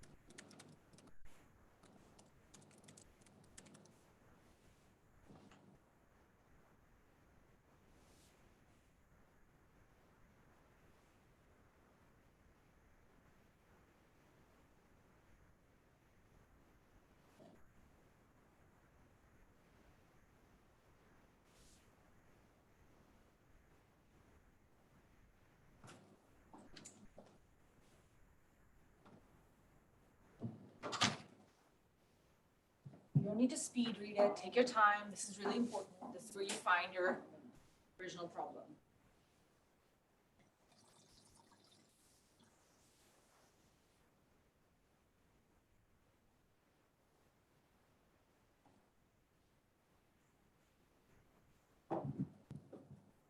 Everybody online, you have 3 minutes left.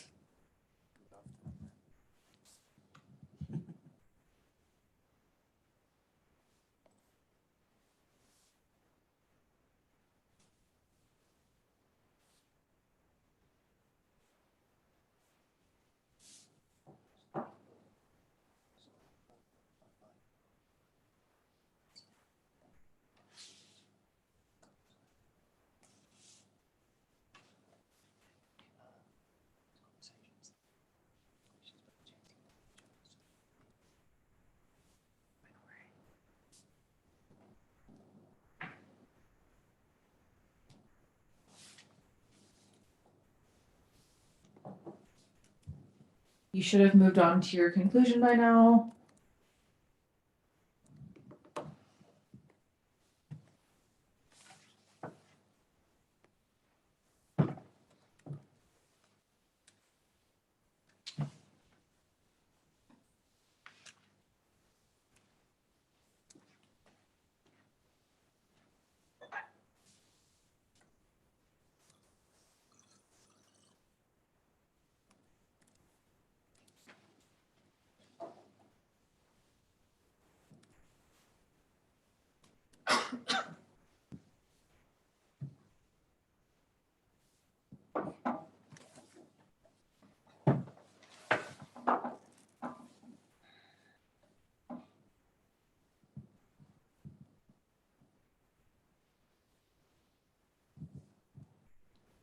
You should be writing a 1-sentence owner's conundrum right now.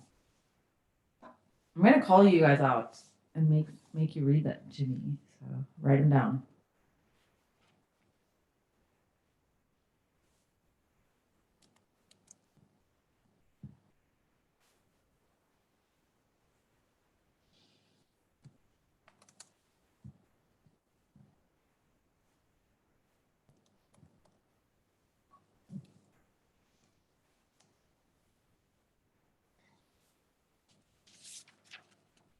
Hating, I'm going to call on you, especially. I'm watching you. Offline. Hating.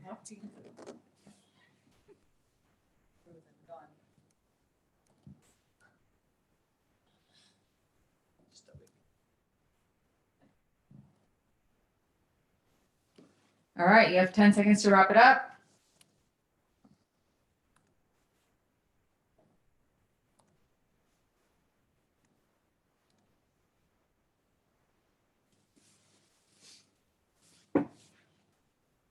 Okay. Who wants to go first? Cut. Obviously. Yes. Okay, so the owner's conundrum is how to get a scalable business model to pursue corporate customers while maintaining while increasing profitability and maintaining his work-life balance. I like it. Good. Jimmy. I'm keeping it very simple. I said, bring more professionalism to the industry, profitability, and maintaining work-life balance. Okay, brilliant. Jimmy, I'm going to challenge you and ask you, do you think Mr. Wong is personally invested in professionalizing the industry? It says in the opening statements where, I don't know, it was one of the first sentences where he said that he would like to bring more professionalism in the industry. So I thought it's something that's close to his heart. Okay, I like that. Let's bank it. So. Okay. Thanks, Jimmy. I just said how to create a profitable business model that still allows for work-life balance.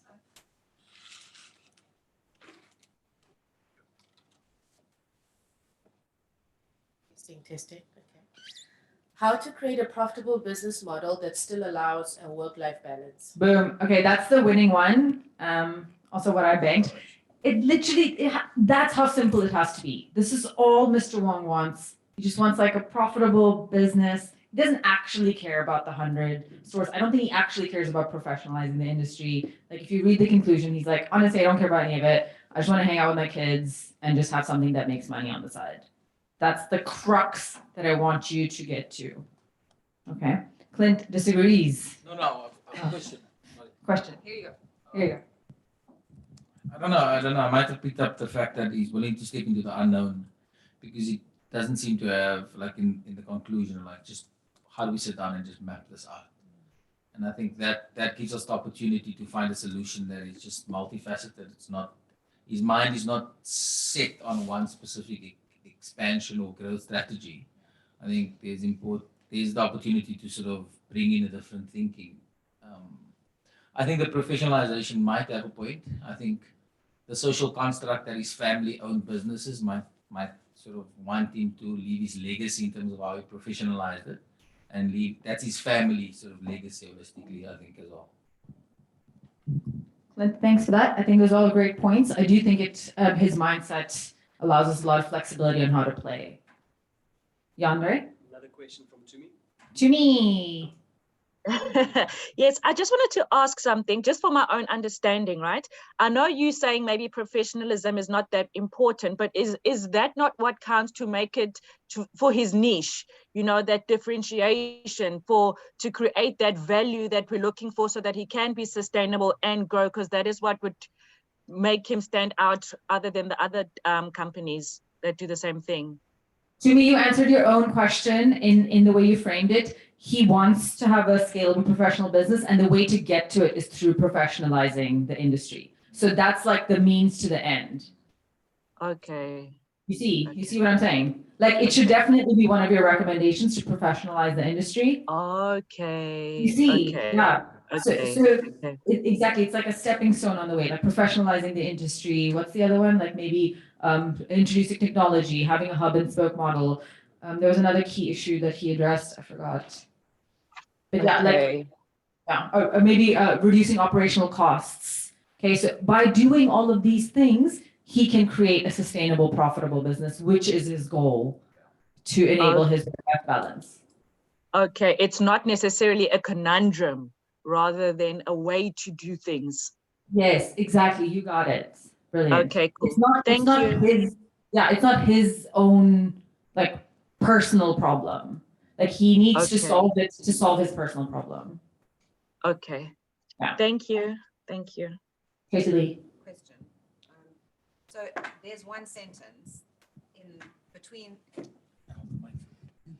Okay. There's one sentence between introduction and conclusion that is his concern was profitability and maintaining the work-life balance he's established. That's literally the conundrum, how to do that. But from all the information, how do we make sure that that's the right one? Because it could be scalability, profitability, professionalism. All of these things are part of these like pieces of prose. But is it because it says his concern, or how do we know? Honestly, there's no right answer because every case will be different. That's up to you to determine the owner's conundrum. But what I'm saying is the owner's conundrum needs to be super simple, really elementary. Everything else is built on top of it. That's all I'm saying. I'm going to just move on really quickly if that's okay. Oh, Kobus, sorry, last one. Okay, thanks. I don't think his conundrum is work-life balance. He's got that. I think his conundrum is to decide whether he's going to go retail, corporate, or a combination. Thanks, Kobus. I agree with you, but I think that's also a recommendation or a key issue that's going to help him become profitable. You see, so whether he goes corporate or retail will feed into his business model. And the reason I keep highlighting the work-life balance thing is because reading what we read, we can't pitch really risky solutions to him. as the consultants because we see that the work-life balance part is important to him. So now we can't say tomorrow you're going to have 100 stores because then he won't have a work-life balance. It's an unrealistic solution. It's in his mind. He thinks that's what success is defined by, but what he actually wants is something comfortable that allows him to have the lifestyle that he has right now. Thanks, Gobis. But guys, again, there's no right answer. Never. In a case, even recommendations, key issues, there's no right answers. It's the best answer. And it's the simplest answer, the implementable answer. Okay, active reading. Now that you've done your intro and conclusion and you sit down with your team, you come up with your owner's conundrum. It should take you no more than 5 minutes to come up with your owner's conundrum. Then you all, in the same room, actively read the case, but not out loud. All of you sit, give yourselves 20 minutes, and you read the whole case through the lens of the owner's conundrum and through your own superpower lens and through the lens of SWOT. Okay, so exactly what Kat was already doing and exactly maybe what Brandon was doing with different color highlighters. You can literally be banking SWOT as you're going. Okay, what are my strengths? What are my weaknesses? What are my opportunities? What are my threats? So when you finish the case, just like Seppi said, right, you can come back to key issues, but in this case, it's strategic. So you'll know where your opportunities are in the market because you've highlighted them blue or whatever. So exactly, this should take you 10 to 15 minutes or 15 to 25 minutes max. So at this point, you've spent 30 minutes reading this case while banking points. Guys, I did it this morning. I promise you, before I came here, that's why I was late. I was like, speed reading this case. I timed myself 25 minutes, made it. It's totally possible.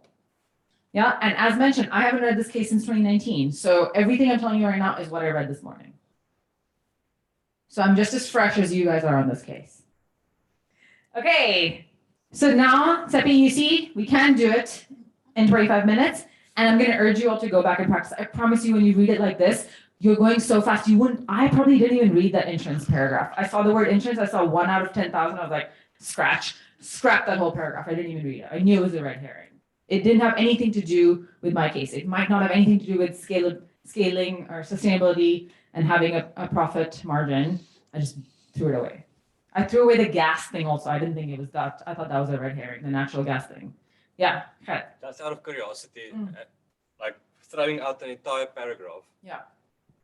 As even in the case, have there been like a line that they hidden in a paragraph that was supposed to be red herring and it was actually key to a case? So I don't know how you read, but did you guys do like active reading sort of course or something for yourselves?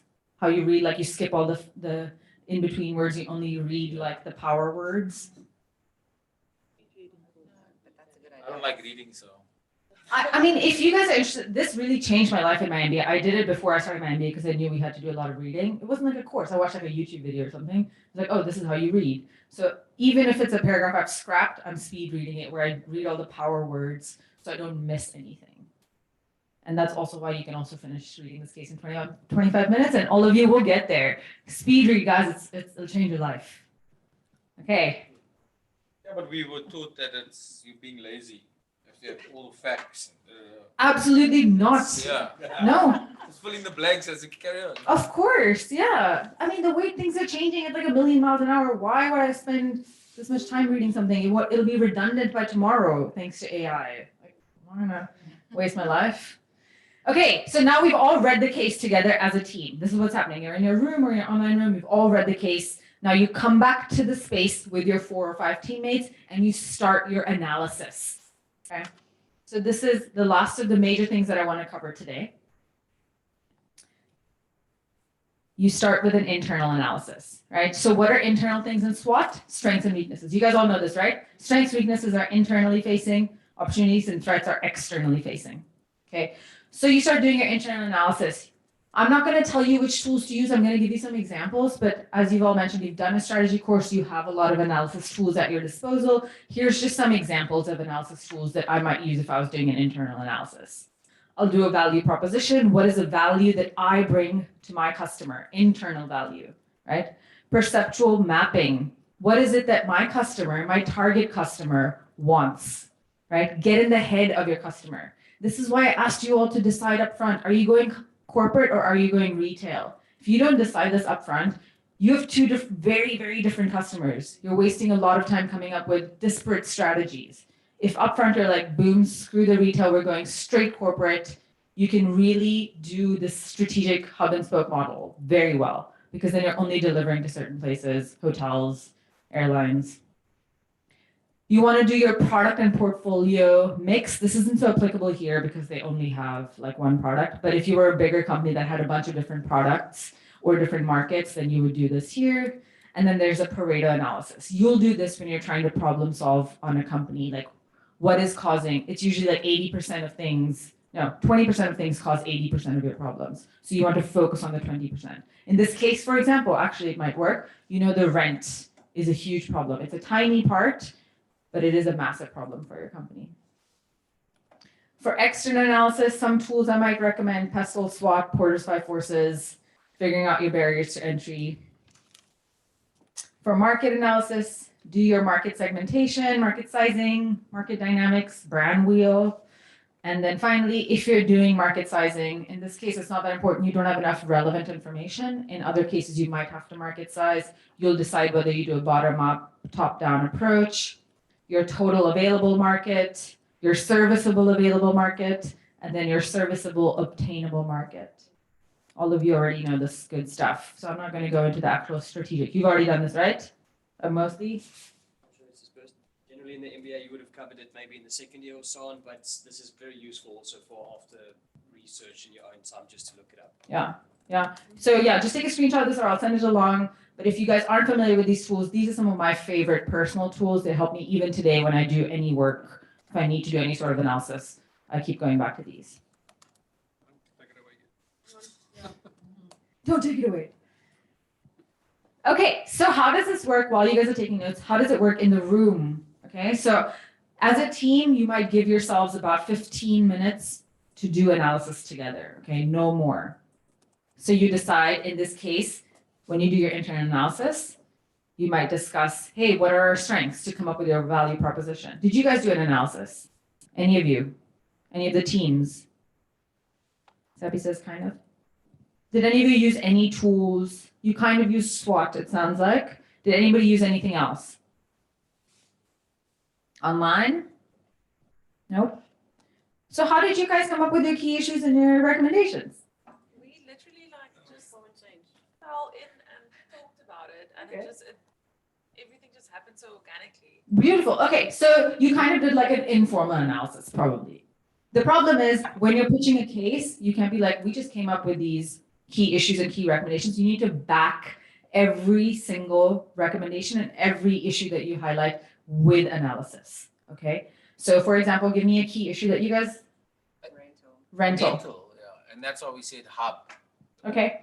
And that then gives us the opportunity to capture the entire market because we have the pods drop off. So that into sort of. I hear you. So in this case, in your analysis, when you put up slides, you'll have analysis slides. You would have done you can say, I did an external analysis, draw a diagram of threats, increasing rental markets, or you can do share of profit. You can show a little pie chart saying, oh, of our costs, 35% of it is rent. And we know that if it's more than 40%, it's not a viable business any longer. And you can put that sentence, you know, Mr. Wong knows this. Therefore, we are highlighting that the rental thing is a key issue. You have to back every issue you have with analysis.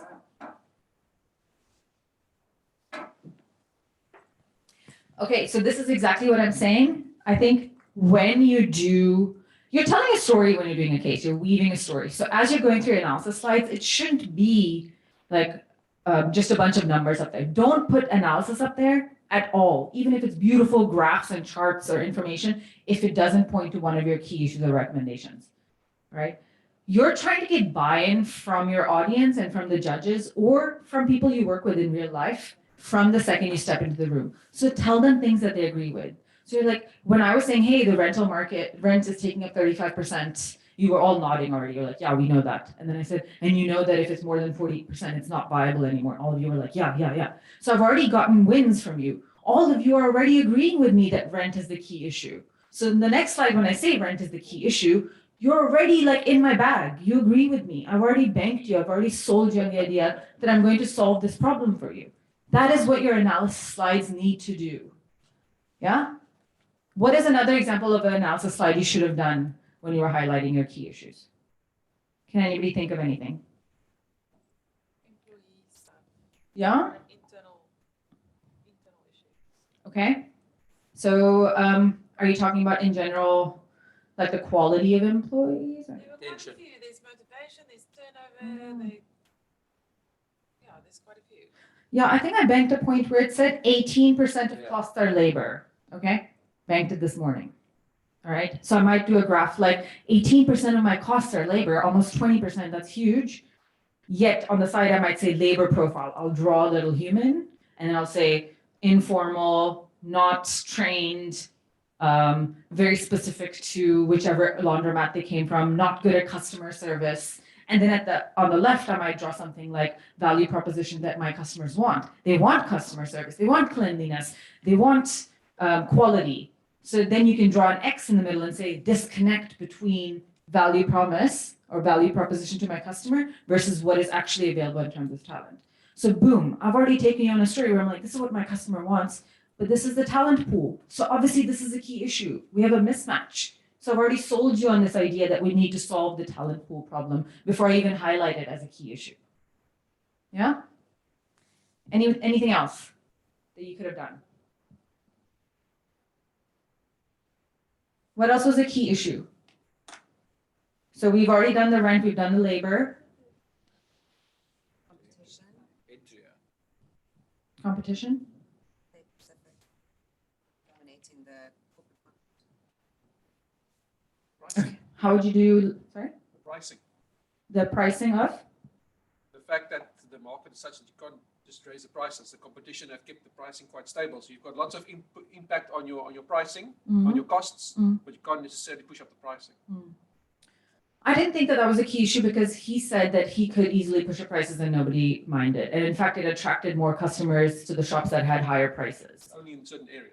Yes, So yeah. that kind of feeds into where you then want to expand. Yes. So then you might just say, okay, I'm actually going to choose corporate clients first of all. So see, you have to do your segmentation before. So that's analysis that I would do to lead my audience. I would do customer segmentation as my analysis. So I would say, hey, I know that wealthier clients are willing to pay more already. So I'm only going to remain in these suburbs.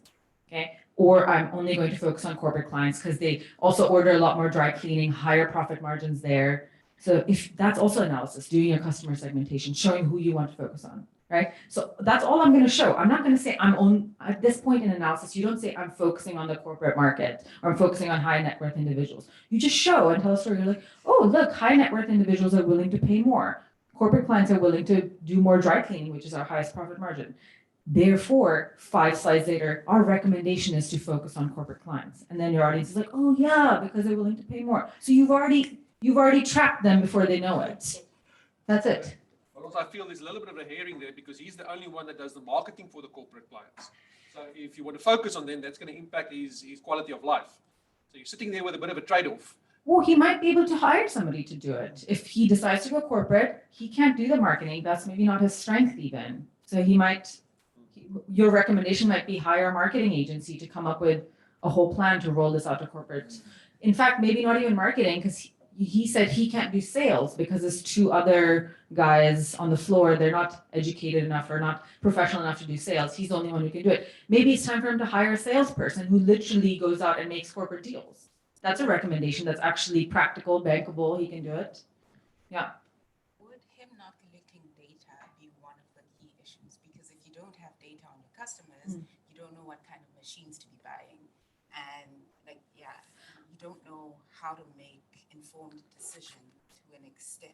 So Tsepi says him not collecting data might be a key issue. I'm going to say it's not the key issue. It's a sub-issue of a key issue, which is he hasn't done any market research or market segmentation. So you might say the key issue is not knowing your customer.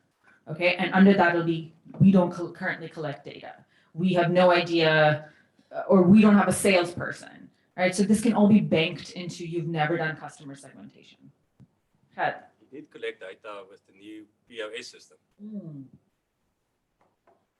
You're right. Okay. You can extrapolate that, yeah. Yeah. But maybe that could be a strength. So he is collecting data versus competitors. So he can use, maybe he's not analyzing that data or leveraging it to do anything. So you can say, hey, look at our system. We have one. It's collecting all this data. What are we doing with it? Let's hire a sales and marketing person to create a expansion strategy, customer focused. Yeah? Okay, so this is how you do analysis. You're all MBA/business school students, so you should be able to do most of this. Okay, once you do your analysis, you need to come up with a value promise statement. Although you're reading the case from a owner's perspective, you're solving it as consultants, right? I asked all of you to be elite consultants and advisors on this. So as a consultant, I need to come in and say, Mr. Wong, I've seen the problem from your perspective, and I'm pitching a strategy. That is your value promise. Okay, so what might a value promise sound like? All right, this is a random one, but 4-year strategy to combat increasingly competitive landscape through a customer-based growth and streamlined operation strategy. This isn't to do with the maid. I'm just throwing out like a random value promise. Okay, this is what it would sound like. So this is what I'm promising you. It could be a 1-year strategy, 5-year, 10-year strategy, whatever it is. You need to know the length of your strategy because you're going to put together an implementation plan. So you'll know that, right? Then you need to tell them what is the owner's conundrum that you're trying to solve.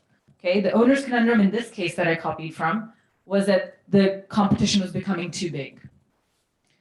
And then you need to tell them how you're going to solve it. So through maybe your 2 key recommendations. So in this case, we were going to solve this case through growing the customer base and through streamlining operations. You see in this one sentence, and also by bolding certain words, you know exactly what I'm about to deliver. This is the promise that I'm leaving you with.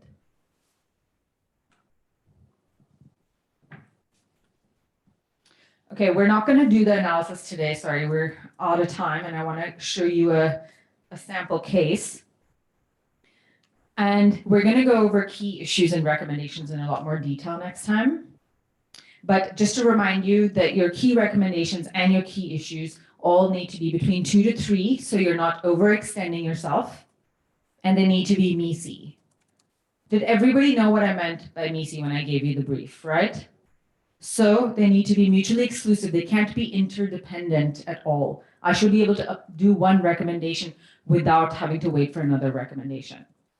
And they need to be collectively exhaustive, which means between the 2 to 3 recommendations, you should have solved all of your key issues.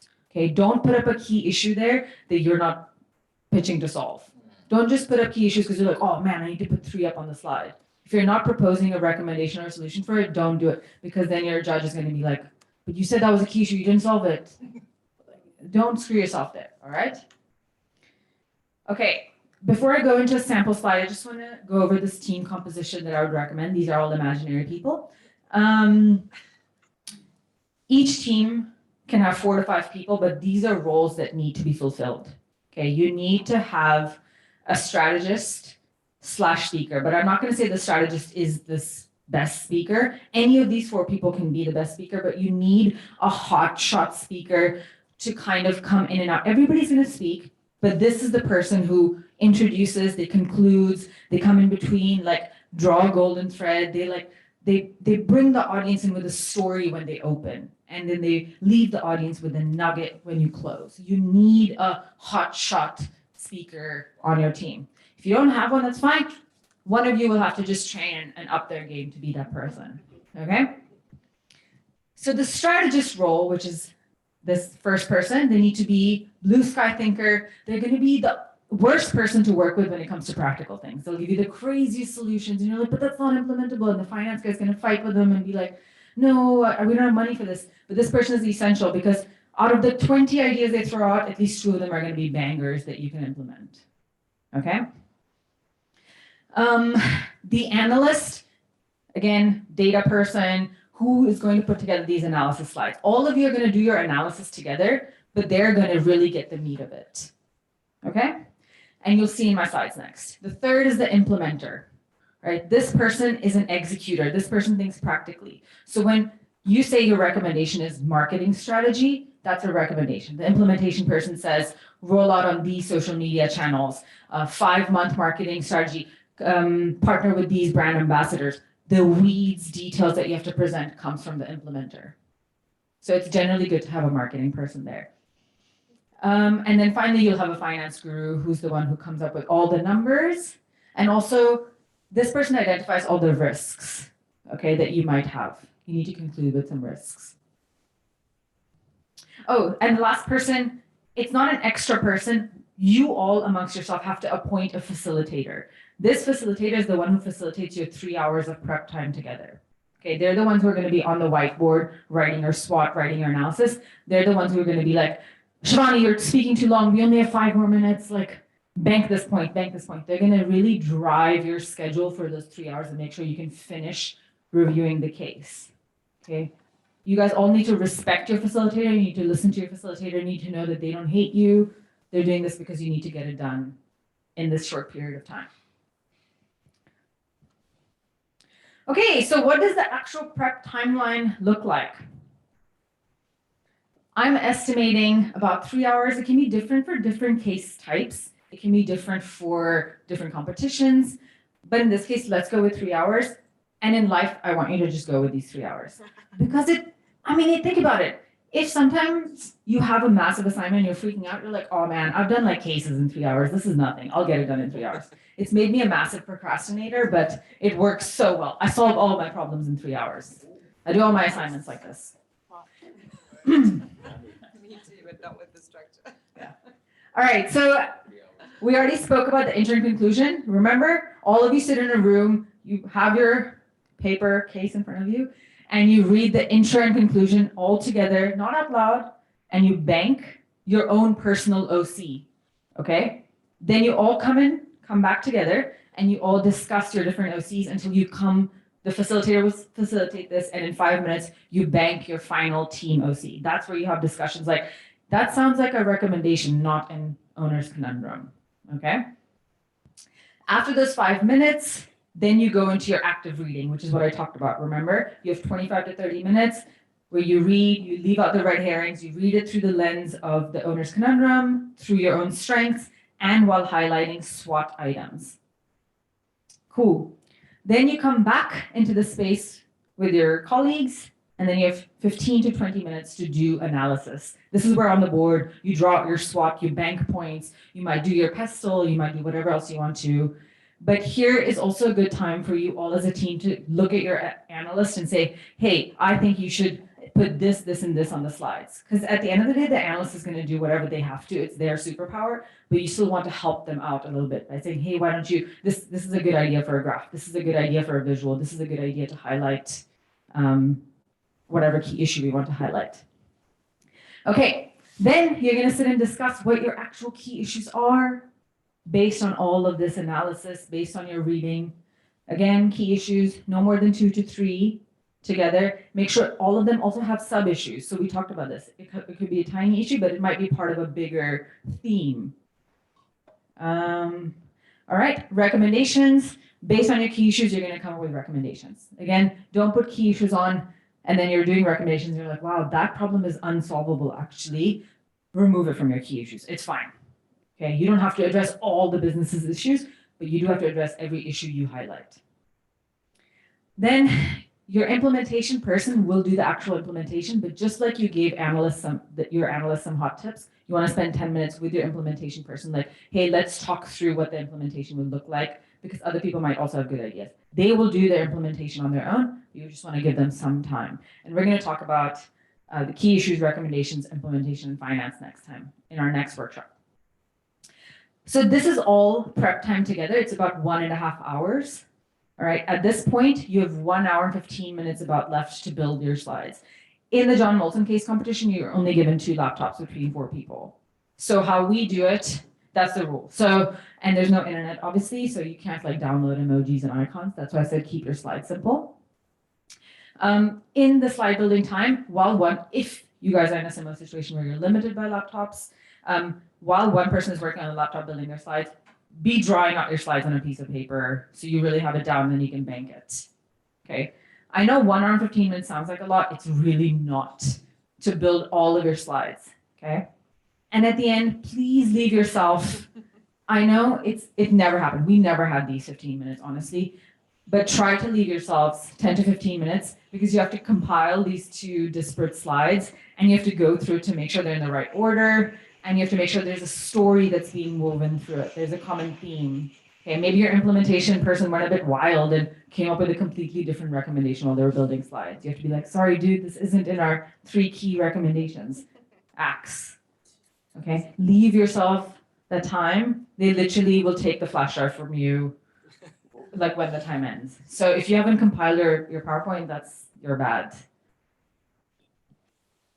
Okay, so next time you guys are gonna do a full case for me if you do join me again. So you're gonna be doing all of these things and then we'll talk about how we do it. So your next, actually let me do the sample case. Should I just show you the quick sample case pitch deck and then I'll show you how much time you have to do a full presentation. Don't judge the quality of the slides because as mentioned, it's very fast paced. That's good. Not so bad. All right, so I'm going to tell you all the things that I mentioned when I was giving all of you feedback, okay? Really plain, simple slides.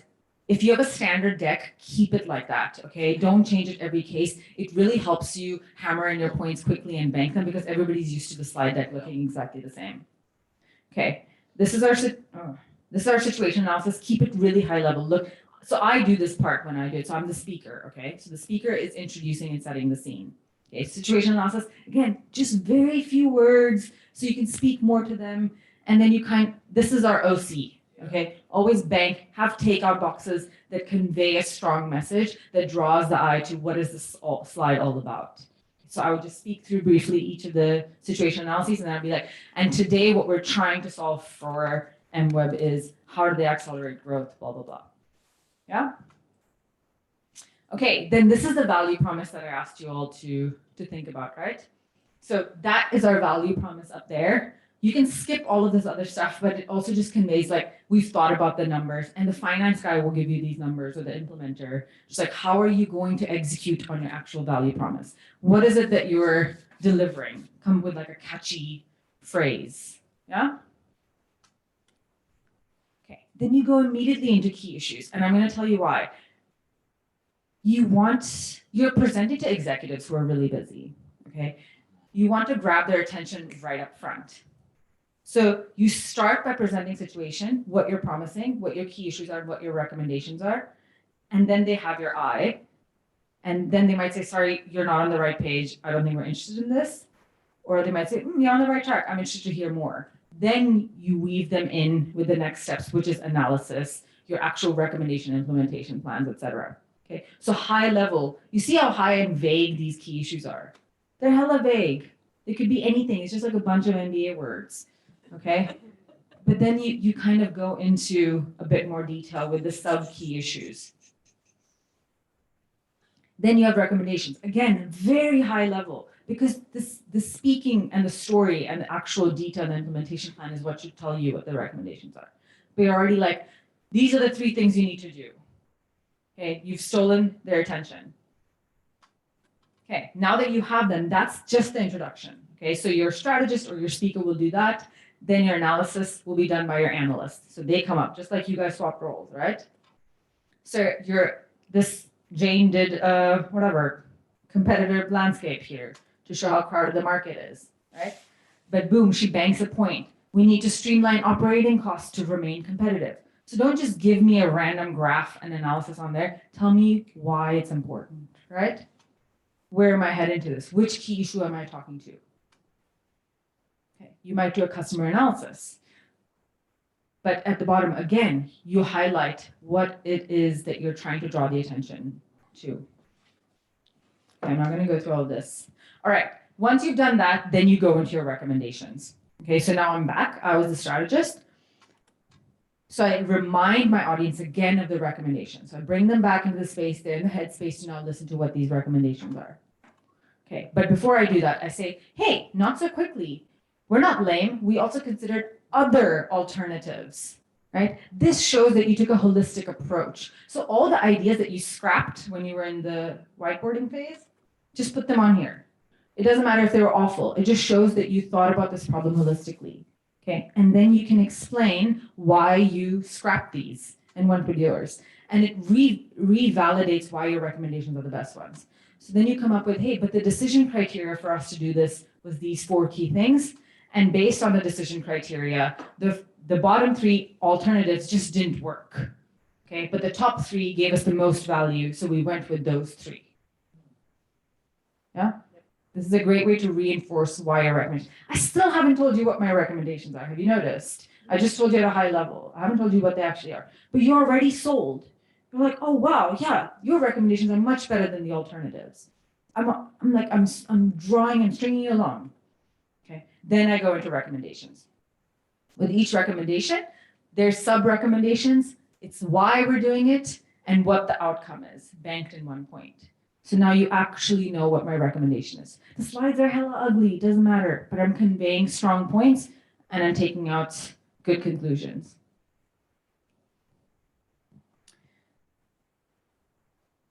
Okay, then comes in your implementation person. This is where the rubber hits the road, okay? So they're actually going to tell you how you're going to do this. So here, you want to grow your customer base. How are we slowly going to convert existing customers from one product to another product? Go into the detail of how that's going to happen. The communication strategy, the marketing strategy.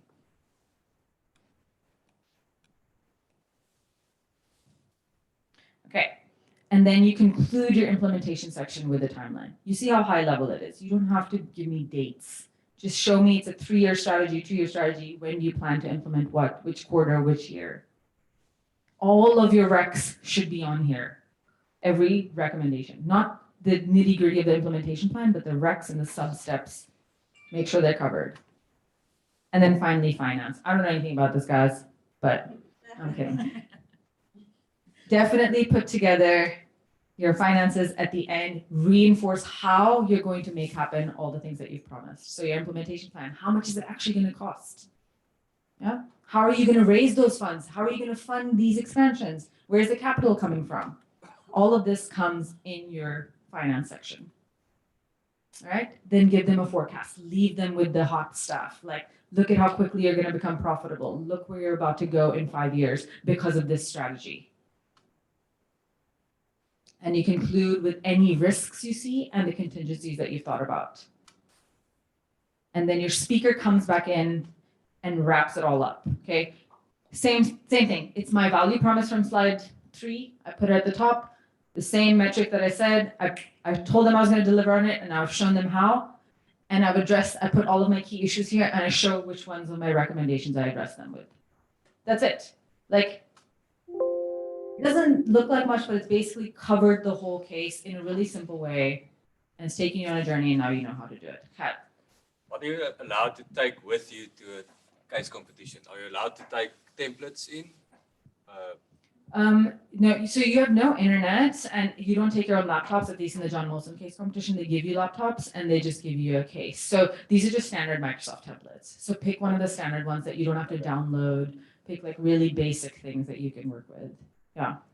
But I mean, it depends. Not all case competitions are like that. You know, some of them give you a month to do it. Some of them give you weeks to do it. So it's not always the case, but in this case, yeah. But even so, people appreciate it when it's like really simple and it's not like, yeah, when it's about the content. Okay, so how are you going to present this next time? You have between 15 to 20 minutes to pitch your whole case, that whole deck, right? That's why I guys locked you and I stopped you at 2 minutes this morning, because everything you have to present to me this morning has to be done in less than 2 minutes, right? Okay, so your intro, which is the first 4 slides before analysis that I showed you, has to be finished in 3 minutes. Okay, your analysis, your analyst has 5 minutes to present their whole analysis. Recommendations, when I come back in, okay, I have 2 minutes to walk through my recommendations, all of the slides, the decision matrix, the alternatives, and then the actual details of the recommendation, 2 minutes. My implementation person gets 5 more minutes because they're going into much more detail. Some people actually, in some teams, they'll wrap recommendation and implementation together because they're very closely associated, and they'll have the same person do it. Okay, in our case, I did recommendation that came back in and then transitioned to Kate. That was like a bit of a time waster, but you can have the same implementation person talk through the details of the rec if you want to save time. But we split it because somebody speaking for about 7 minutes also gets really boring and like mundane. You kind of want like some spice. Then the finance person has 3 minutes, and then you have 1 to 2 minutes to do your closing, and then you have a Q&A with the judge. So it's like a panel of judges, and they'll grill you on the stuff that they brought forward. Yeah. Cool. We have a copy of that in Webpack. Yeah. Okay, for next steps, I think we're meeting next for this part 2 in July. I hope that all of you do come back and we can do a smashing round of real full-on cases. That would be so good. In between now and then, I told Younger I'm happy to send like some sample cases, and you guys can practice on your own time. And then on case day, maybe I'll send you the case the night before, and you guys can try to do it in like 3 hours and simulate like a case environment. But that's totally up to you. So in between now and then, I'll be sending you some sample cases, maybe like 3 or 5, and you're welcome to just go through them. Yeah. That's it, actually. Yeah, is that okay? Well done. I know, I don't want to go too much. There's so much to go over still. So much. Yeah, cool. Thanks, guys. Woo! Last comment. Please, you can all also take the mic and tell me how great I did. Well done. No, really well done. I think just working in a consulting environment technically, this allows me to sort of close within half an hour. And I think we often struggle for those meetings in time because you want to see executive, right? So you want to get out there as quickly as possible. So I think now if you understand the approach, and it's not just your approach, it's a sort of new, innovative way to do it, could close the deal. I use this format of presenting in my everyday life now. And this exact strategy, I always go in with an intro, I go with key issues to any problem I present. It doesn't have to do with the case. And it's such a good pitch deck, like in that format, always wins. Well done. Thank you. Any other comments or questions?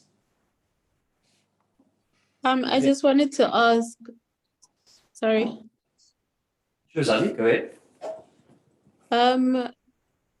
If Shivani were to like rate the teams, which one would be first? It's always a competition, right? I did bank a winner. Oh yeah. Okay. So the winner was, drum roll, please. Group 3. Hey. And the reason being that they identified the correct OC, and I thought that their recs were very spot on. Yeah. Fantastic. Congratulations, Group 3. Unfortunately, today you win nothing. But, no, thank you. Guys, that was great, right? Did you enjoy it? It was valuable. No, thank you, really, Shivani. I want to thank you for your time. That was fantastic. And besides actually being business focused, I really enjoyed how practical it was. You know, before we started this saying, okay, to do this in 3 hours, everyone was like, yeah, sure. I mean, okay, maybe if we put under pressure. But these were really practical steps as to how you approach it, how do you organize your team, how do you look for value, and how do you construct a message. So no surprise as to why you've done well in this in the past, and you guys have won. So yeah, is there any other comments or questions from any of the attendees, people on the call? I hope you also managed to get value from it or to hear us properly. I know it's difficult online sometimes. There's a question here in the room from Gert. It's actually just a comment.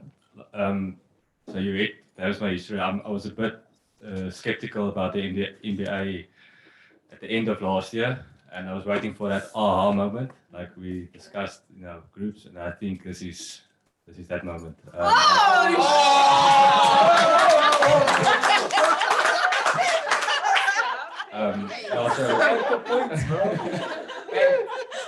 This is very exciting for me. So thank you so much. Thank you, Francis. That was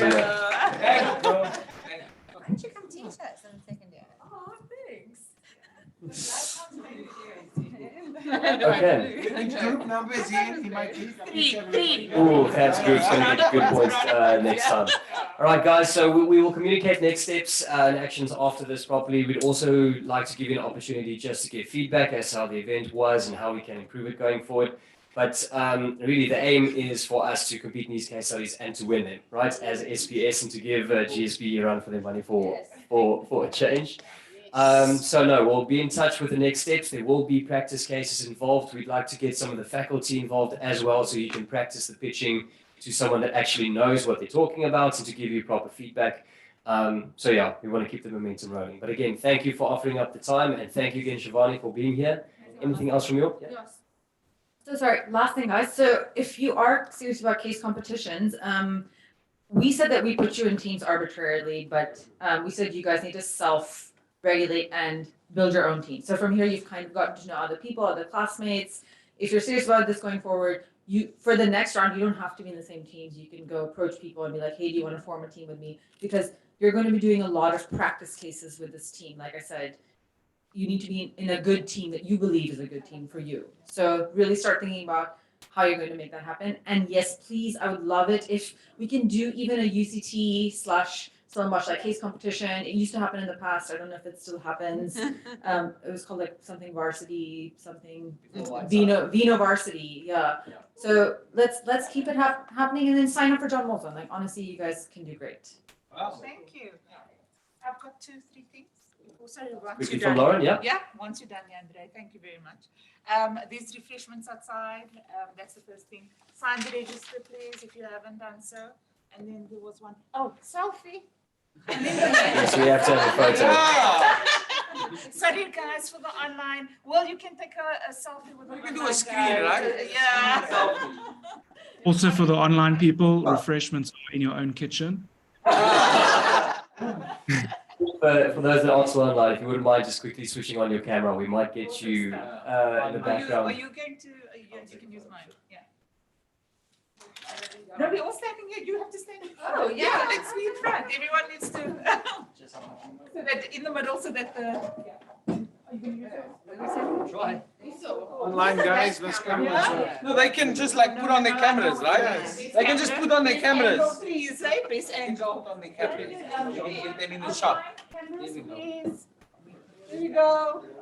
Wait, hold on, wait. I'm coming. Hold on, are we all in? Yes, boy. Yes. Are we all in?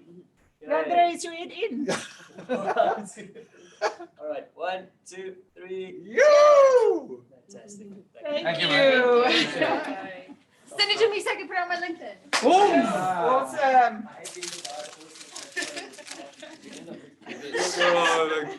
That's how I didn't do that. Guys, please connect with me on LinkedIn. Don't worry. We will. I'll inbox you, bro. Like, just pick that. Of course, thanks, dude. Thank you. Thank you guys online. We'll be closing the call now. The session was recorded, so we'll make it available afterwards. Thank you.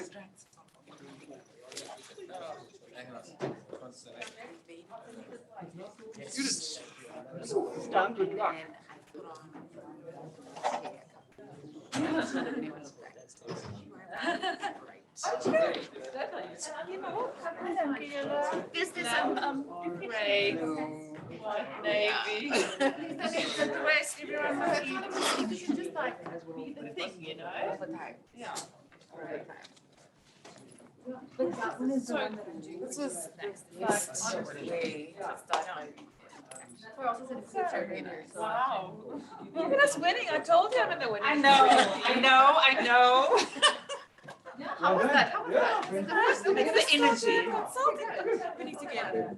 All that matters. How is it? Okay. Yeah. You know what we can do? We can consult on implementing flexible works. I'm doing my thesis on it. Oh, would you have supervisor? My reason. Oh wow! Oh, thank you so much. This is so detailed or anything. So she's very detailed and very precise. She's I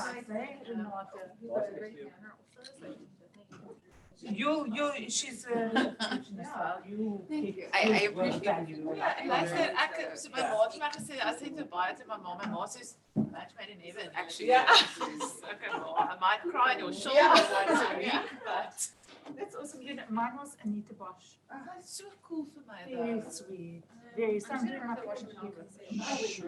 contacted her last week. might do So your she PhD. with wow. Is jy ingeskryf? Ek is besig met my proposal. Dis amazing. Yeah. I think I'm just gonna go to the washroom now. still like here and there. You still have to go through the whole process of the case. Did everything go well? Like, But, so the one aspect was okay. Good. Good. The next one is in I'm looking forward to it. Comes out, and so I was going to utilize my research as just carry on with that as the proposal. Well, I did say, so Renata asked us all to do like a 1.5 page because she has so many applications. And in there I said, what a great like